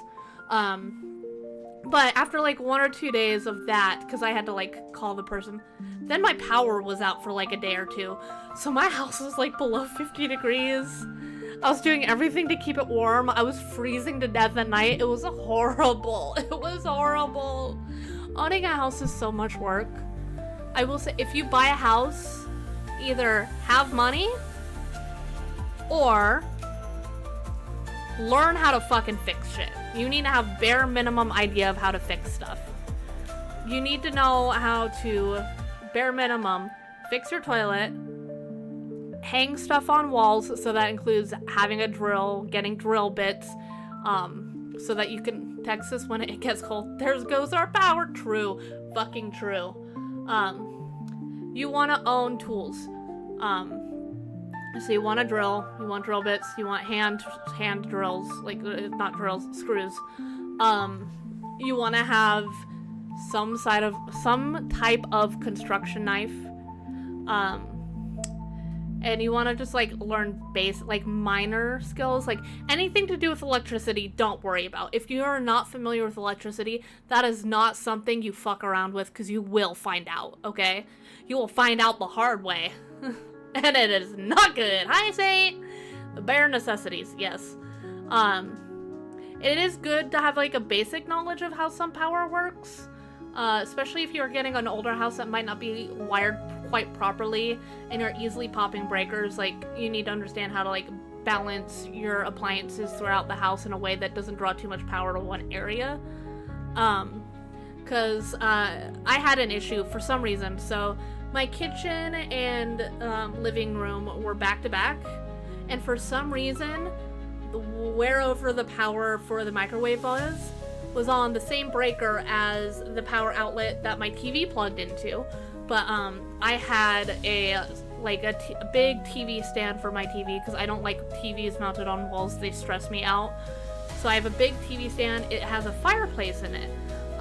Downside is, if the fireplace turned on and then I turned on the microwave, it would pop the breaker. Because for some reason they were on the same power line. I don't know why. I feel like everything in the kitchen needs to be separate from everything for the living room. But okay. And that is one thing, is you need to know where your breakers are, how to turn them on and off.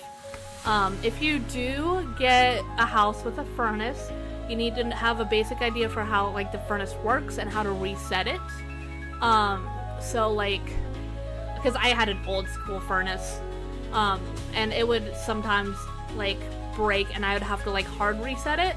So what most furnaces have is their own separate breaker on side of the furnace, like on the furnace itself, and then there's also the breaker on the wall. To do a hard reset on a furnace, I know this is a weird random thing, but to hard reset a furnace, you will have to turn off on the furnace, then turn off on the breaker in the wall, and then wait for a little bit, then turn on the breaker on the wall, then turn on the furnace, and that is like factory, like hard reset.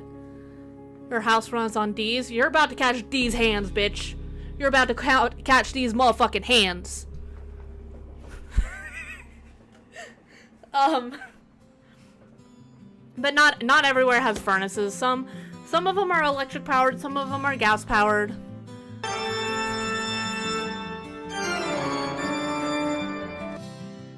Lobster. It was a rock lobster. Okay. Have you heard there's a guy who does like this band but of this song, and he did System of a Down style of Rock Lobster, and it's a fucking banger, and I hate it and I love it. It's so good. You also, if you're a person like me who does like a lot of outdoor work, you have an outdoor outlet on your house. It depends on your house. But so this is something that I actually learned when I was working and doing Christmas decor, which is a weird ass thing. But in some bathrooms, you'll have this specialized outlets where they have the reset and test buttons. Those are kind of like their own way of dealing with power shorts. And they're designed because of like blow dryers and stuff like that. But sometimes those can be connected to your outdoor outlets. So I didn't realize it, and it's some fluffer's fault. But my outdoor outlet really received a short of power because somebody chewed on a power cable on some Christmas lights, caused a short. But that outdoor outlet broke and stopped working. I didn't realize it. At the same time, guest bathroom outlet stopped working. They were on the same line of power, and in that bathroom, if I would have just hit reset, they would have both worked again. But that bathroom was on the other side of the house, away from the outdoor outlet, so I didn't connect the dots there. So learning what outlets are connected to what in your house is also very important when you do buy a house.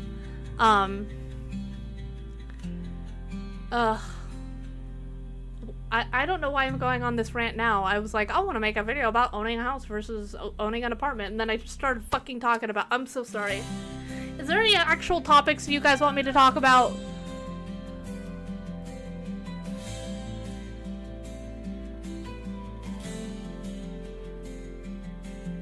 This stream is the test run. I need to write down everything, because one thing I do want to talk about is the different kinds of loans, because I didn't realize that depending on the kind of loan that you have, you can't get some specific houses. So like the house that I bought was a manufactured home, and there are some loans that do not qualify for that, and depending on the loan that you get, you have to have a different percentage minimum down payment. So like the house that I got, with the type of loan I got, I had to have a minimum down payment of 8%. Some of them are 5%. There's the first time a home buyer's loans. I don't think manufactured houses qualify for that.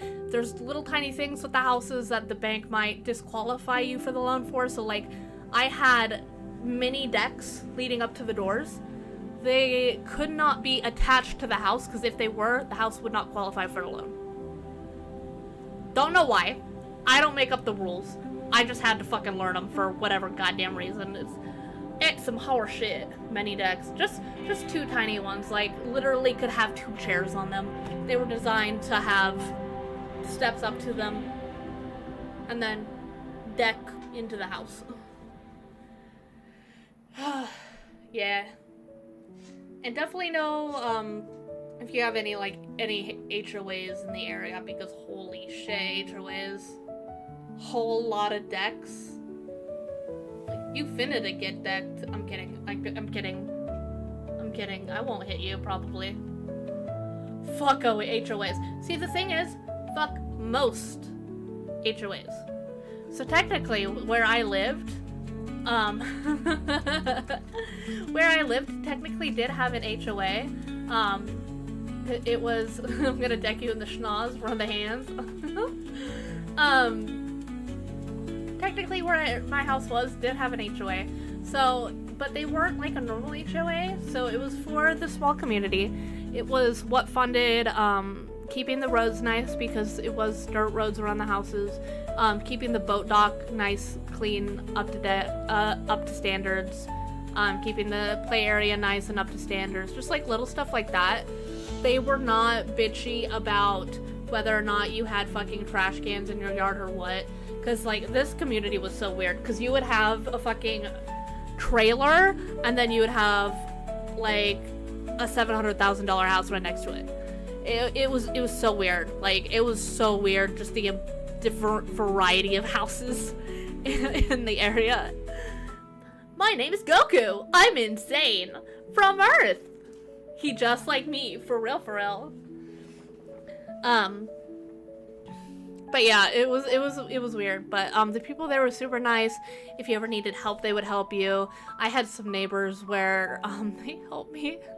They would help me plow out my driveway, and I almost fucking cried because, especially when I used to work for the post office, so I'd be working like 10, 12-hour days, especially during the winter when the roads were really bad. I would get home, it would be dark as dicks, and then I'd get out there with a fucking snow shovel because that's all I had. I didn't have anything else to plow, and just start shoveling in the middle of the night. And I had a fucking neighbor come by and was like, do you want me to just like bust out and plow this for you? And I was like, I would love that. And he turned my hour-and-a-half job into 5 minutes, and I fucking almost cried, dude. Christmas time. Okay, I'm gonna tell you right now, I fucking hate the post office, but Christmas time is hell for postal carriers. If you see a postal carrier during Christmas, even if you hate them, say thank you. Because you have no idea what they go through. Most people have no idea what people go through working for the post office.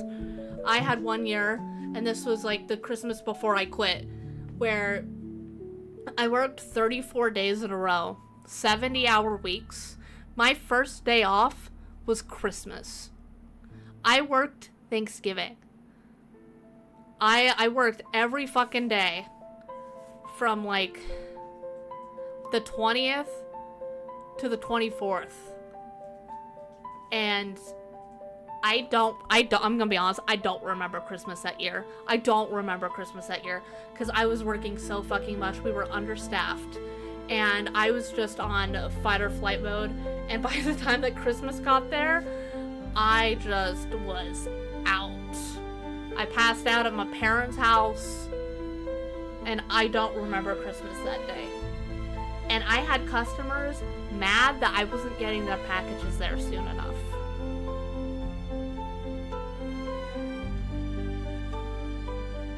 Yep. I had people pissed off at me because I wasn't fast enough. I wasn't doing it well enough. I didn't deliver their 20 packages that they got in one day and asked them to come pick it up. I had people pissed off at me. I would get sworn at. I would get talked down to. I would get told that I was lazy, that I was stupid, that I couldn't do my damn job right. When NVIDIA, shut the fuck up. I don't need a goddamn new driver right now. I swear to fucking God. But yeah, I got treated like shit when I worked for the post office. I got treated like absolute fucking shit, and I was good at my job. I was.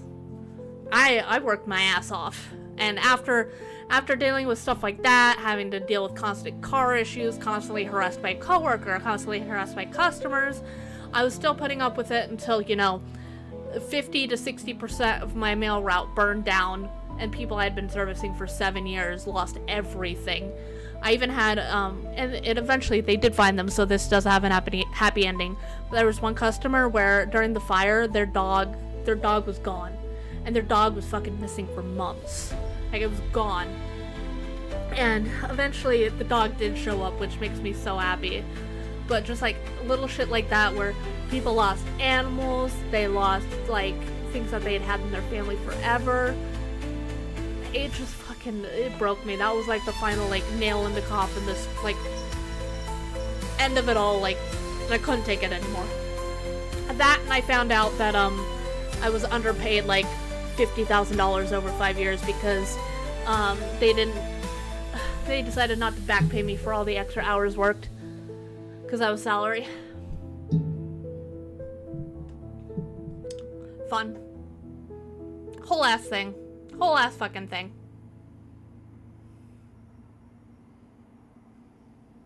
And also fucking Debbie.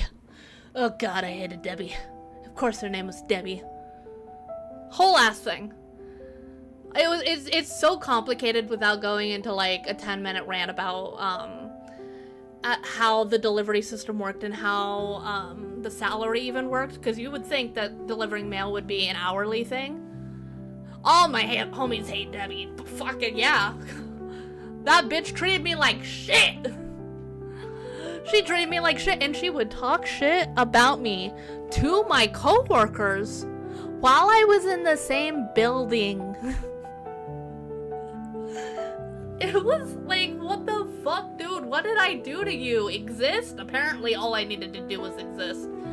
It was awful. Don't miss it. Never going back. Could not recommend. 0 out of 10. 0 out of 10. My chair is so creaky. Creak, creak, creak, creak.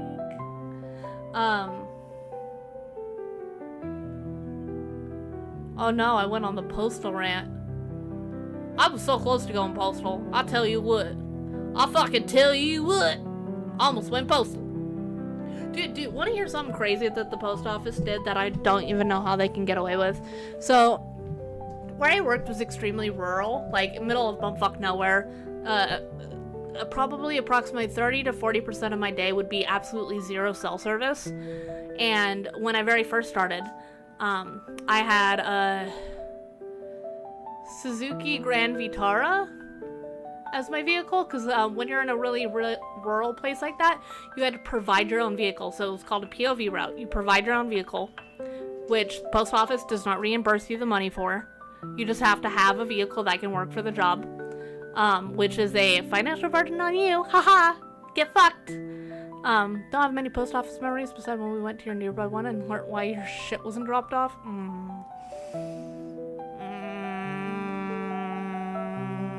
Gonna make me go microwave mode from angry.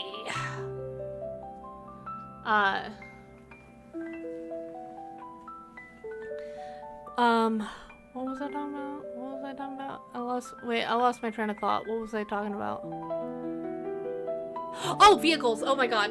But yeah, I had to have a vehicle. Of course, at that time, I couldn't fucking afford a right-hand vehicle. Right-hand vehicles are already hard enough to fucking find in America, first of all. And second of all, very expensive if you do fucking find them. Like crazy. And they can't just fucking ship them over from other countries because it has to be, there's this bullshit law that a vehicle has to be 15 years old before they can ship it over. So you either have to find one that's 15 years old or was a vehicle made in America that was right-hand drive. You could theoretically get a conversion kit, but that also is a couple grand to do. Sometimes doesn't work properly. Looks shady as shit, honestly, when you have one. Like, it's crazy, dude. So what I did in my Suzuki Grand Vitara, I took out the center console, and this was allowed by the post office. I sat in the middle of the vehicle where the center console was. I had a pillow underneath my butt so it wouldn't hurt. And I used my left foot for my brake and gas, my right arm to drive, not my right arm to drive, my left arm to drive, my right arm to deliver, leaning out the window. Boop, boop, boop. And that was allowed. You're allowed to do that as a mail carrier. There's exemptions in the laws for you.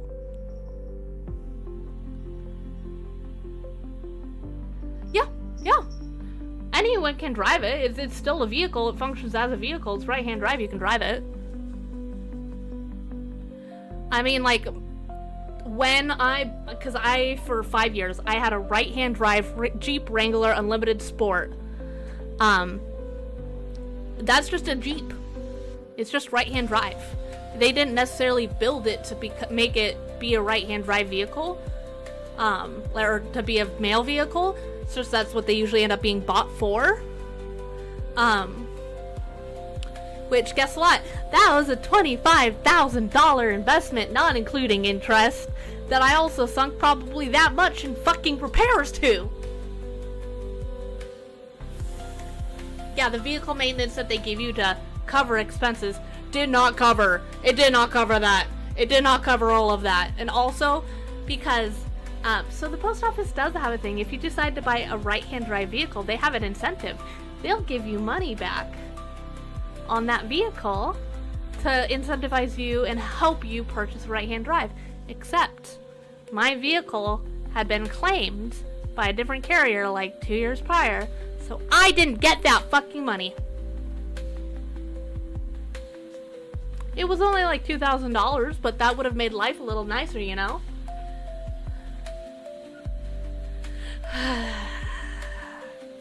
And the amount of repairs I had to do on that fucking Jeep. Like, when I first bought the Jeep, luckily, I bought it straight from a dealer. Yeah, $2K I didn't get. And that doesn't include $50K that I also didn't fucking get. And I didn't get back pay for all the extra hours during COVID. Yay. And not only that, they constantly gave me shit for not taking enough time off, even though we had no one to cover for me if I didn't take time off.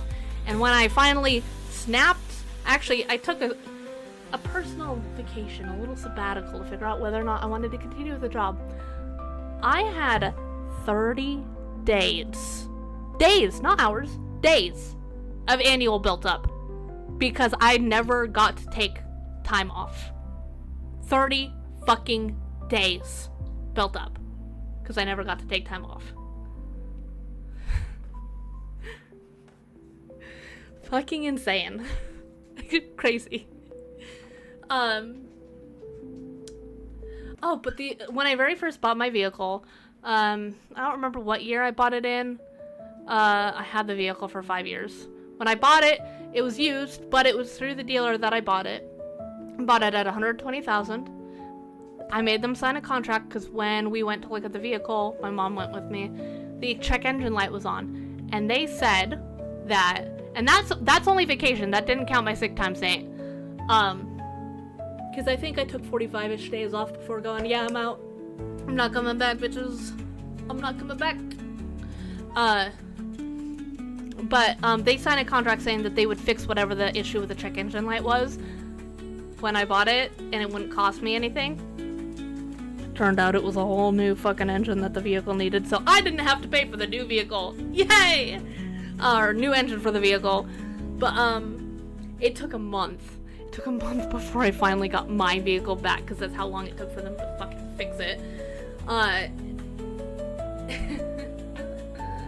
And then, so there was that repair. And then I also, and these are, I'm gonna list off some of the repairs that I got done on the vehicle that I can remember. So we had to get the wiring harness done. We got the steering clock spring done, which if you don't know what a steering clock spring is, it actually sits in your steering wheel, and it's this little device that kind of spins, and it makes it so your electronics don't get tangled inside of your steering wheel when you know, turn it and stuff. And then I also had to redo the rear calipers, the ABS system. Sedona, no. I'm sorry, but you're not coming in. The steering stabilizing bar in the front, I had to get it replaced 3 times by the same fucking people because they kept putting like the weak ones, and we're like, put the good ones in, because what was happening was sometimes it would get a little off, and then my Jeep would start violently fucking shaking, which the first time it happened to me, I was going 70 miles an hour on a fucking freeway, and that scared the shit out of me. That was terrifying. I thought I was gonna fucking die. But I got that done. I had the drive bar actually just snap off at one point, which that one was kind of scary because I was coming out of a driveway and then all of a sudden I couldn't turn my fucking wheel. And luckily one of my customers saw me. They were able to get me like on the road in a way, you know, like, so I wasn't, you know, like in the middle of the road, but I was in an area that had 0 cell service. So I ended up having to walk down the road, call my boss, be like, hey, I can't deliver any mail. Sorry. And then that customer actually ended up replacing it for me. That was also a whole fucking thing because I ordered the part like 3 or 4 times. I even ordered this fucking thing through the dealer and they still gave me the wrong part. I got it with the VIN number. So it should have been for the right-hand drive because everything's backwards on the right-hand drive Jeep because everything in the system's backwards. So that drive bar, which connected the wheels basically to the steering wheel. So when you turn the wheel, the wheels turn, or when you turn the steering wheel, the wheels will turn. Since it popped up, you know, no wheel turning. I had to get it multiple times. They kept giving me the wrong fucking part. They still gave it to me like the wrong part. And then the person that the nice person that fixed it for me was like, I'll just put it on backwards. Fuck it. And I repaid him with a bottle of whiskey. Because he was like, you don't have to pay me back. I mean, you can give me some whiskey if you want. And I was like, I'll get you some fucking whiskey. I got you. I fucking got you. I'll get you that whiskey. What else did I got the wiring harness. I had to get the thermostat fixed. I had to get the radiator fixed. I've had my coolant container crack before. I know there's some other things as well. I consistently had to replace the blinkers, especially for some reason the right one burned out the fastest. Luckily that's easy to do in a Jeep. You just like fucking reach up underneath, pull it out, put in the new one. Boom, you're good. Some cars you have to fucking pull out the battery to get the goddamn lights, which is crazy. I also had to replace one of the back lights because one winter I accidentally slid backwards into a pole and broke it. Which that wasn't too hard. It was just a couple of screws. Jeeps are actually relatively easy when it comes to that. I was redoing my brakes every like 3 to 6 months. Luckily my dad helped me with that, so instead of, you know, paying like $300 to $600 at, you know, a mechanic, my dad helped me for, you know, a pack of beer, and then I bought the brakes. Which, quick reminder, if you're ever doing your own brakes at home, remember, this is a very, very, very, very important thing to remember. Before you take it out of park, pump the brake to get brake fluid back into your system, or you're gonna start moving and you're not gonna be able to stop.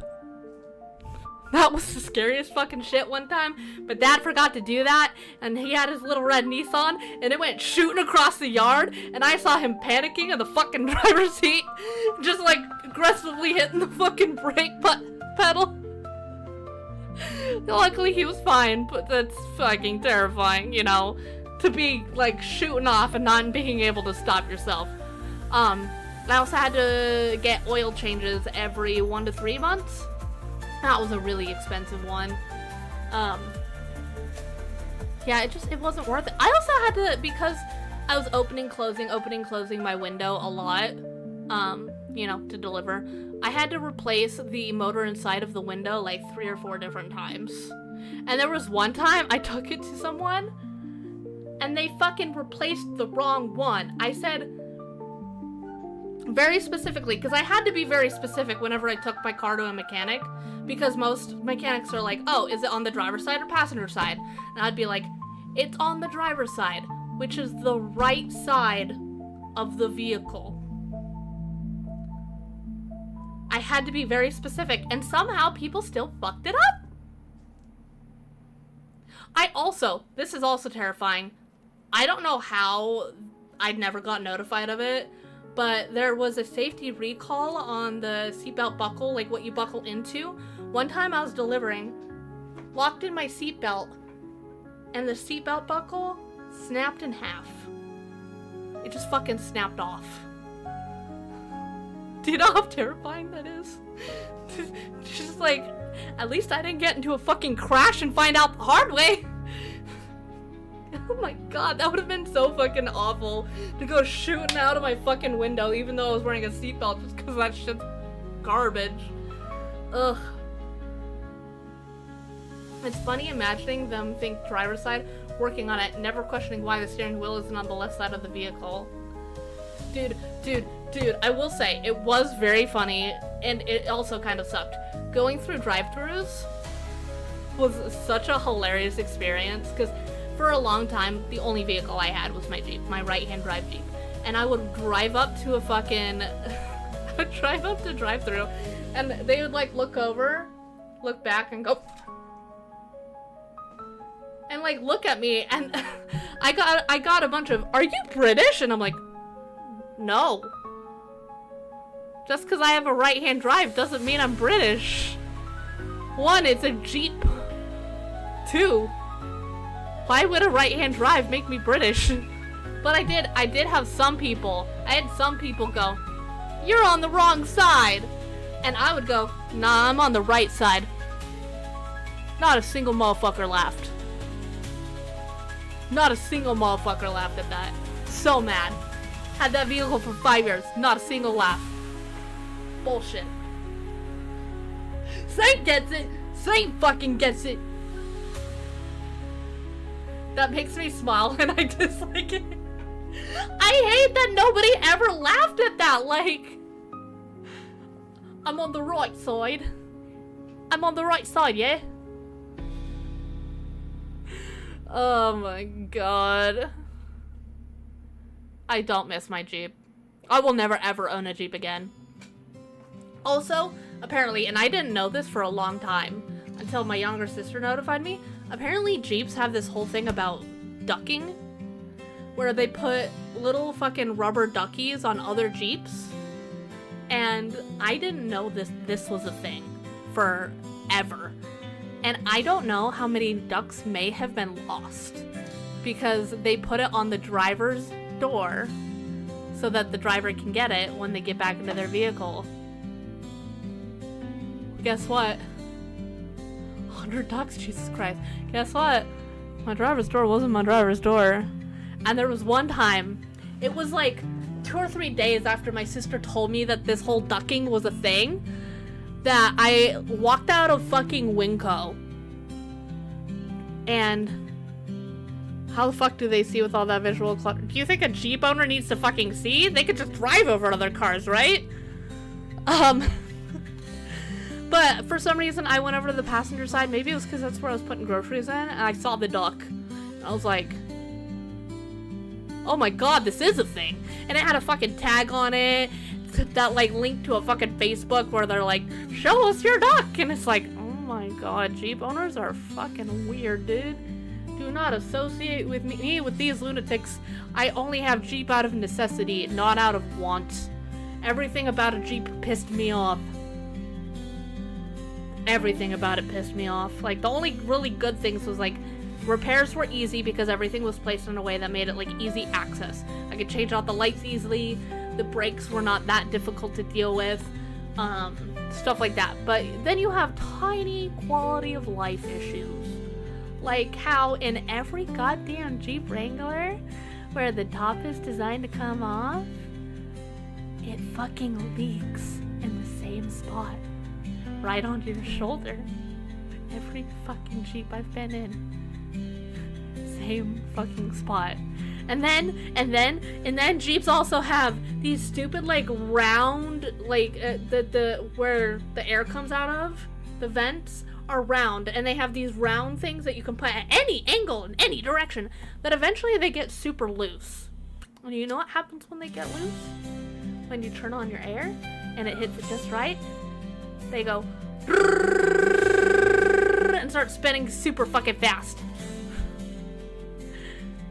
Or because the doors are designed to come off, you can accidentally kick the controls out of their plug-in and no longer have any function to your fucking door. No window, no buttons, nothing. Jeep, get fucked. I hate it. I also did like, it was actually a really good vehicle in the snow, I will say that. If I was driving another vehicle, there's a fair chance there's a lot of points in my life where I'd probably be fucking dead. I had a lot of close calls working for the post office, I'm not gonna even joke. There was literally one time where it was so bad, I called my boss, I said I was done for the day, and then the next day when I tried to go into work, I had a fucking panic attack. Which some people might go, lame, but like I literally almost died. It was an extremely bad weather day. There had been freezing rain, and I was driving up a hill that was solid ice, and I was like, I have enough momentum, I can make it. Because I had been doing good all day. Yeah, Saints heard this story. But I was driving up this hill, I almost made it to the top of this hill. And then I lost my momentum, I started sliding backwards, and my Jeep was just spinning downwards down this hill. Back end would hit a snowbank, front end would hit a snowbank, back end would hit a snowbank. I spun at least 6 times, like front, back end hitting. And eventually came to a controlled stop at the bottom. And if it hadn't snowed so much that there were these high snowbanks on both sides of the road, I would have been wrapped around a tree and dead. Or extremely injured. on a back road with zero cell service that no one would have been driving down for another hour or two at the bare minimum. And I was shaking, I was crying, I was terrified to drive on ice for like 2 days. I eventually got over it, but it was really bad. It was really scary, and yeah, I didn't like that. I've had quite a few very close calls. I got my vehicle stuck a bunch of times. I got really good at getting unstuck, or like, I guess predicting when I could get stuck, like looking at the road, going, oh, I should not do that, I will get stuck if I do that. Any of the ones that I go, maybe I'll be fine, and then I get stuck, I go, I should fucking listen to myself! Because when you're delivering mail, you're intentionally driving like with one tire off of the main road, so you have to know whether or not you can get your tires back on. And it was one nugget of wisdom that I learned, that if you got in, you can go out, so going backwards is sometimes the best way, but that's not always the case, especially if the weather is in that like 31 to 33 range and you got a lot of the slush. That's some of the slickest conditions you can actually deal with. That, you know, fucking freezing rain. Deep snow also fucking sucks. If you're going, you're good, but once you lose momentum, you can get high-centered and get stuck, which I actually, there was one year, it was the first and only time where, like, the weather conditions had gotten so bad that I told my boss I was done, that I would not be able to safely deliver any more mail, because I was in the middle of the road, not even off the road to, you know, deliver mailboxes. I was high-centering in my Jeep, driving. So I had to keep my foot on the fucking gas so I wouldn't, like, if I stopped, I would have been stuck. I was high-centering because it had snowed so much in under 24 hours. It was so bad. It was so bad, man. I think it took, like, 2 or 3 days for the county to go out there and actually, like, plow the roads. In some of them, it was taking so long, people just went out there and fucking plowed it themselves, even though they're legally not supposed to. But I don't think anyone was gonna be like, you're gonna get sued for plowing when you shouldn't, because, like, people couldn't get to their fucking houses. It was like a record snowfall in 24 hours. God, some other times that, like, I had near-death experiences, coming down a driveway, it had a very sharp, like, pin hair turn, but, like, downhill around a corner. And I came around the corner to go towards, like, the straightaway, and then my wheels decided to keep going towards the edge on this, like, 50-foot drop. Instead of, you know, staying on the road. But eventually it just, like, snapped into the correct orientation, and I kept going, and I was like, I almost just rolled down a fucking hill. Yay! And, as soon as I could, because, I love my dad, he's kind of my rock, I just, like, called him and, like, chatted with him as I delivered for, like, 10 or 20 minutes and helped calm myself down, ease my nerves, you know? It's always good to have a person that you can talk to when you're really stressed out, that might not necessarily, like, agree or disagree with anything you're saying, but just will listen and be like, yeah, man, that fucking sucks. And just, like, help you kind of, like, de-stress and calm down from a stressful situation. At least me as a woman, I like that. I don't know if that's something that men like. I'm gonna be honest, I don't know. But as a woman, having somebody that can be, like, grounding and not make it be more stressful than it needs to be. Be like, yes, that was a very scary situation, but you're safe now and you're good. And just, like, help you calm down in a way that helps you calm down, because I know some women don't want to fucking calm down.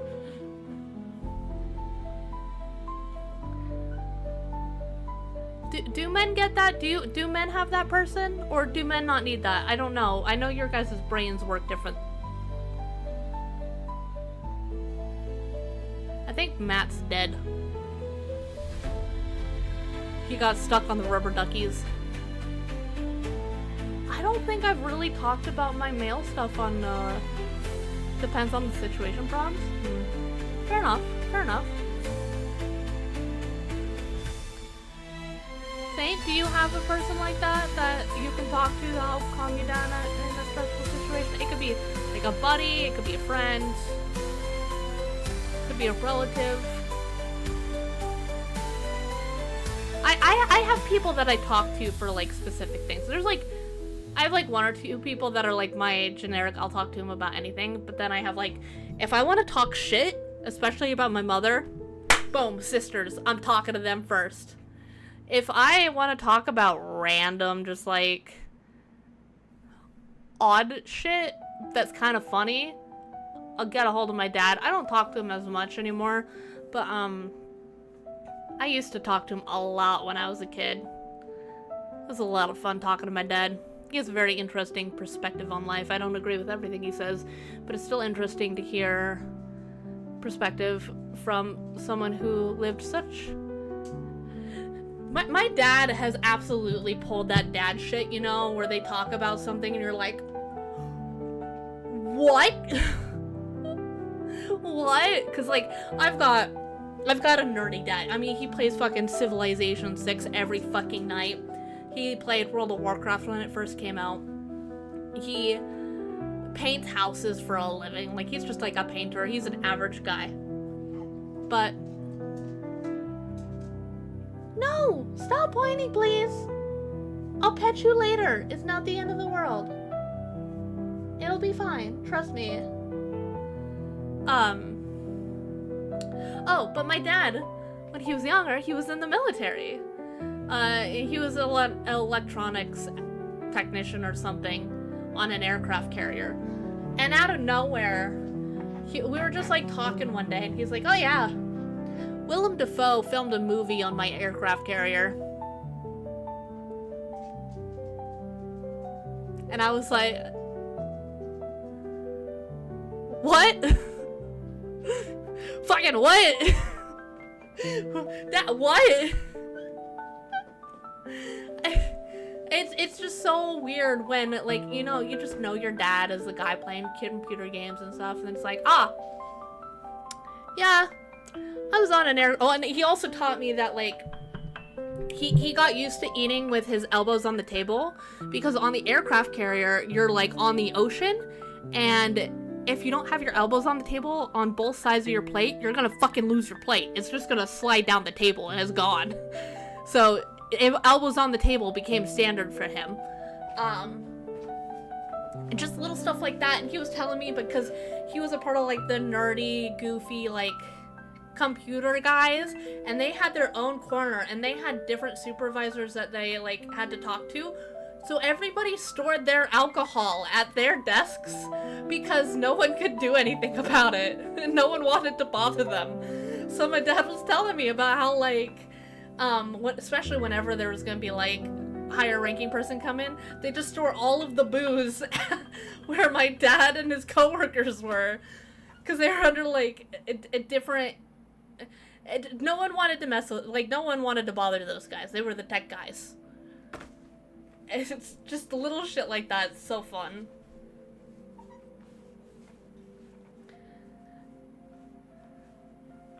And there's also fun stuff to learn about, like, relatives. Like, I don't really talk to my dad's brother, my uncle, that much, but I do remember one story very vividly of my dad informing me that my uncle was, because he was in the military, not in the Navy like my dad was, and he was asked kindly to leave.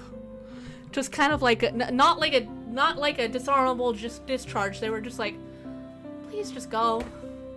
Like, we can't kick you out, but please just go, man, please. And I don't know how accurate this is, because this is information from when I was like a kid, but apparently he hit a button inside of a tank that dropped the bottom of the tank out. And that was one of the things that got him in trouble. And then apparently he was playing, like, war games with, like, squirt guns, like, running around buildings and shooting people, and that got him in trouble too. But not enough to, like, get him kicked out, because he was too smart for that. There's a certain level of, you're too smart to necessarily get completely in trouble. We can't just kick you out like that, but also just fucking get out, please. I don't know how to explain it very well. Please don't resign the contract. You're a menace. Please go. Don't return. When the military asks you to leave, you know you are a problem child. It's so funny to me, man. It's so fucking funny. This is gonna be weird. Okay, this is a completely left. I'm talking about my dad, so it's gonna be completely out of left field. Like, I know stalking is a bad thing. However,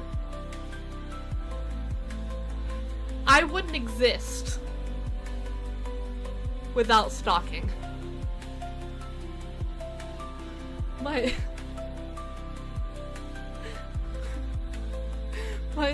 dad stalked my mom for years. Like, he met her through like one of her cousins. He met her through like one of her cousins or his cousins, something along the lines.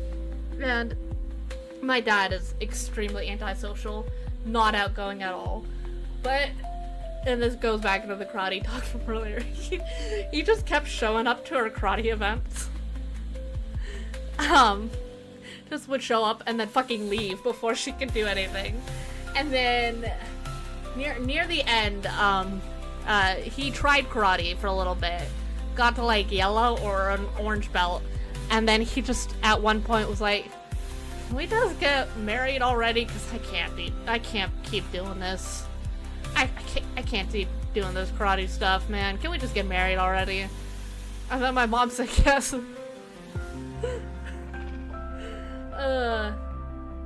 Oh my god. Crazy shit. Crazy shit. I feel like there's different kinds of stalking, you know? It's so cute. Yeah, my dad stalked my mom. And then my older sister happened, and then I happened, and then my younger sister happened, and then 12 years have passed, and then my little brother happened. That one might have been a happy little accident, but an accident that we are very, very, very happy of. I love little homie. My dad loves little homie, even if he's like, raising a son is the most exhausting thing I've ever done in my life. Remember this if you're having kids. From a certified man who has had 3 daughters and 1 son. The 1 son was way more exhausting than the 3 daughters. I just want to stay around kind of stalking, and she'd look great in a van kind of stalking. Oh my god. Okay, so this is, warning for minor animal abuse. Okay, this is the story of me as a toddler, okay? And this is a story I've heard secondhand, okay? Me as a kid. So I've always been a foodie. Always. My mom says that the first time, like, she was very concerned because I was never crawling around and stuff. She was really concerned. And then one day, I just walked and it was to go grab fucking cookies. I've always been kind of a foodie. It is a problem. Send help. But there was one time where I was outside. Young toddler. You know, I can still walk, I can talk. Not very well, but enough to form sentences and stuff. And I was eating tater tots outside. And we had a cat come up and start stealing my fucking tater tots. And apparently, I, for a second, got quiet, walked off. Then, young toddler Erlo came back and kicked the cat and said, "Stop eating my tater tots!" So, sorry for the animal abuse, but that's also kind of funny. Just stop eating my tater tots! Fucking punted the cat. The cat was fine. The cat was fine, okay? We had a couple of cats growing up. My parents had one cat that was called Demon. I don't remember. This was when I was really, really young. But they had a cat called Demon. And for good reason. It was their attack cat. It only liked them.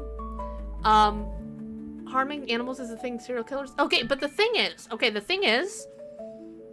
it was only because it touched my fucking food. I love cats. I would never fucking intentionally hurt a cat unless the cat was like mauling the shit out of a toddler or something, then I might harm a cat. Or if, like, my cat is, like, ripping my dog's face off, might harm my cat just to get it to stop. There are always exceptions to the rule. But I would never intentionally harm an animal for shits and or giggles. That is fucked up. And if you do that, go see someone. You gotta go see someone. I'm running the 1v1 if it needs it. Exactly! I will square up to anyone if it's deserved. If I see another kid attacking my niece, I will punt a toddler. I don't give a shit. If they are attacking my niece, I will kick their ass. I don't give no fucks. And then I will tell that parent, hey yo, watch your kid. There are always exceptions to the rule. Hell, I'd beat the shit out of another person if I saw them hurt my dog. If I saw someone kick my dog, they're gonna be tasting dirt for a week. I will square up to a motherfucker.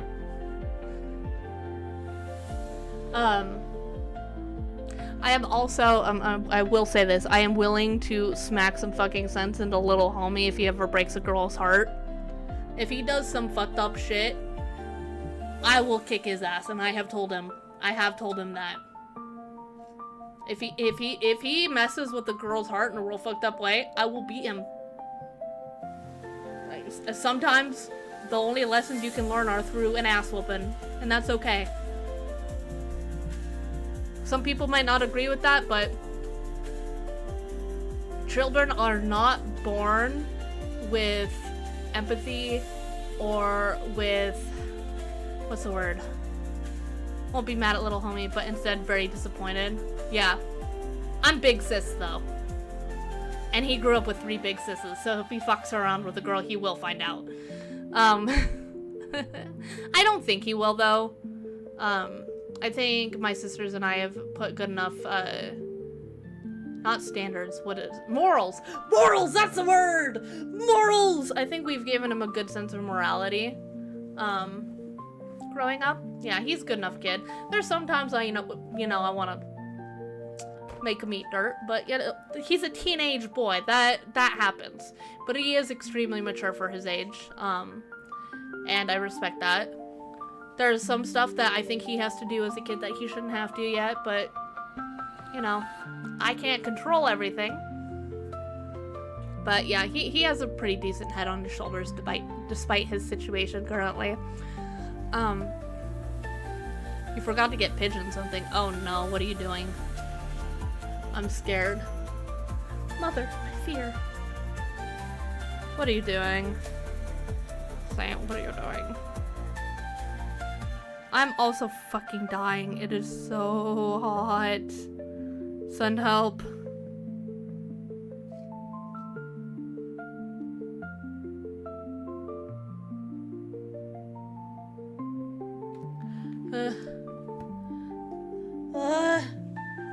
Oh shit, it's already 7:11. I've been going 2 hours and 40 minutes. I stopped drawing like 40 minutes into the stream, and then I've been talking since then. I have been talking. I don't talk this long. This is a good thing. This is a good thing, I think. I think people enjoy just chatting streams. Streams? Apparently I just can't talk in general. I might be talking, but I'm not talking, I don't got him on Steam, never mind. Haha! We're safe. We are safe for now.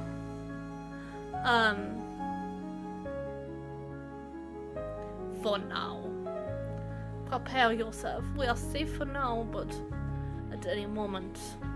Oh yeah, by the way, Saint and Matt are both here, but Thursday I'll be doing a stream. I don't think I'll be doing one on Friday. I might end up changing my mind, but Thursday I'll be doing a stream. As long as nothing changes with Matt and Saint, we will be doing Battlefront 2, Star Wars Battlefront 2.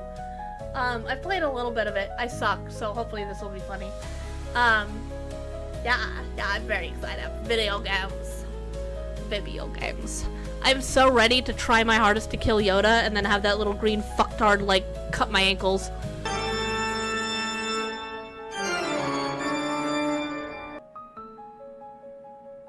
Bruh.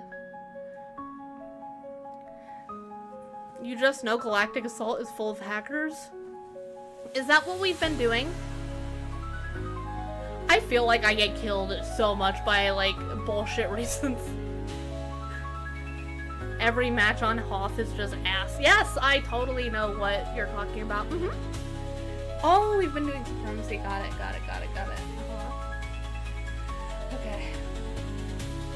It's very funny for my uneducated Star Wars ass to be doing, I have my one eye blinking and the other one not. It looks like I'm just tweaking. Erlo got into the cocaine again.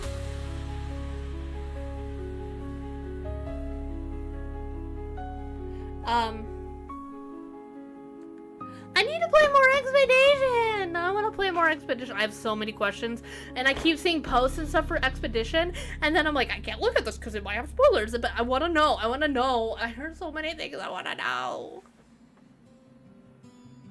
Star Wars lore dropped me during midstream. Oh yeah, say I might have already told Matt about the account on iFunny. That is the only reason why I know about Ahsoka. I might have told him about that.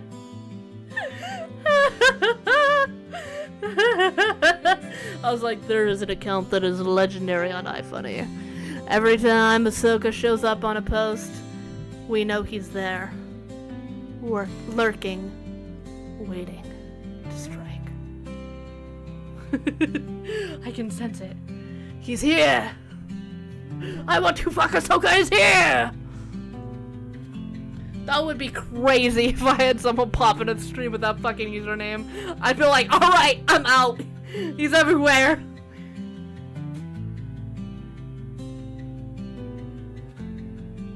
If you say some shit like I am him, he's a spinoff of another account? Really? I think I only know that one. I didn't know that. I thought he was the original of the spin-off accounts because I know there was like a lot more ones that came on after him. But that's the... Oh, that sounds familiar. Oh no. Oh dear God. Yeah, I figured. Dude, I need to figure out how to do fucking BB-8 noises for the stream on Thursday.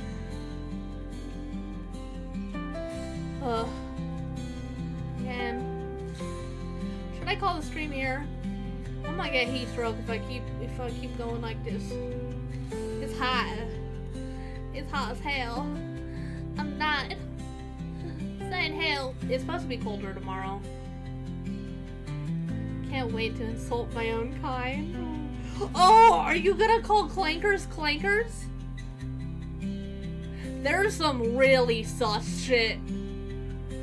Oh, that's hot. Oh, that's really hot. Oh, no. Flesh. Of course I am. Dude, the amount of really sus shit said in the fucking Star Wars Battlefront chat is crazy. I'm like, damn, I feel like I'm on iFunny. It feels like a wild, wild west. Meanwhile, on fucking... On Marvel Rivals, if you try to call someone stupid, it gets fucking blurred out. It slowed down. I want to see Clanker try. I want to see him try. Come at me, bro. 1v1 me. I'll put a cap in your ass, Clanker. That sounds so bad. Oh my god. Don't do that with the southern accent. Never mind. Send me out, coach. I'm gonna formally apologize for the last, I can't say that. It's my word. I take a, fuck you, Matt. Clank with the hard shit. This is where I get canceled. I'm gonna get canceled by the fucking bots. The bots are gonna be up my ass. If there's one thing I've learned, though, Go dropping. There's one thing I've learned though. The only way they can cancel you is if you let them. If they're like, fuck you, we'll never watch your shit again, blah blah blah, go, damn, okay, good for you, and keep doing what you're doing. Unless you did something really fucked up, then I actually apologize. But if you're just living your life, doing your thing, and not doing anything that's actually gonna harm somebody, or, you know, I mean, if you're like an actual fucking Nazi, then get the fuck out of here, alright? But, like, say, I saw that! I'm watching! I can see you! I wanna play that. I'll play that. As if I'm getting big enough to see someone cancel me over calling fictional characters with an actual in-lore name. Listen here, Peak Man. I wanna do Drunk Peak. I wanna do Drunk Peak. Fuck this stream. I wanna go do Drunk Peak. Peak. Ah. I've been going for long enough. I can end here. I only drew a little bit. I gotta do counter argument. Peak. Star Wars Peak and chill. Hell yeah, brother. Hell yeah, my brother. Okay, let's call the stream here. Fuck it. I'm tired. It's too hot. Don't tell me what to do. It's only 7:19. I still can go for another like hour or two. I only got like 6 hours of sleep last night. I'm doing great. Turns out when I'm not on those meds, I don't need as much sleep. Since I'm off of my anxiety medication. Downside, the anxiety is back. Matt, shut the fuck up. Yeah. For anyone new here, thank you for stopping by. You're awesome. I appreciate you. I am gonna end it here, so thank you everybody so much for watching. It's past, present, or future. If you're on YouTube, remember to like, comment, subscribe, and all that jazz. If you are on Twitch or Kick, remember to drop a follow if you drop a follow if you enjoyed. If you don't, I totally understand, man. You just do you. But anyways, thank you all so much for watching. I hope you all have a wonderful day or night, and I will see you next time. You son of a bitch, Matt. Good night.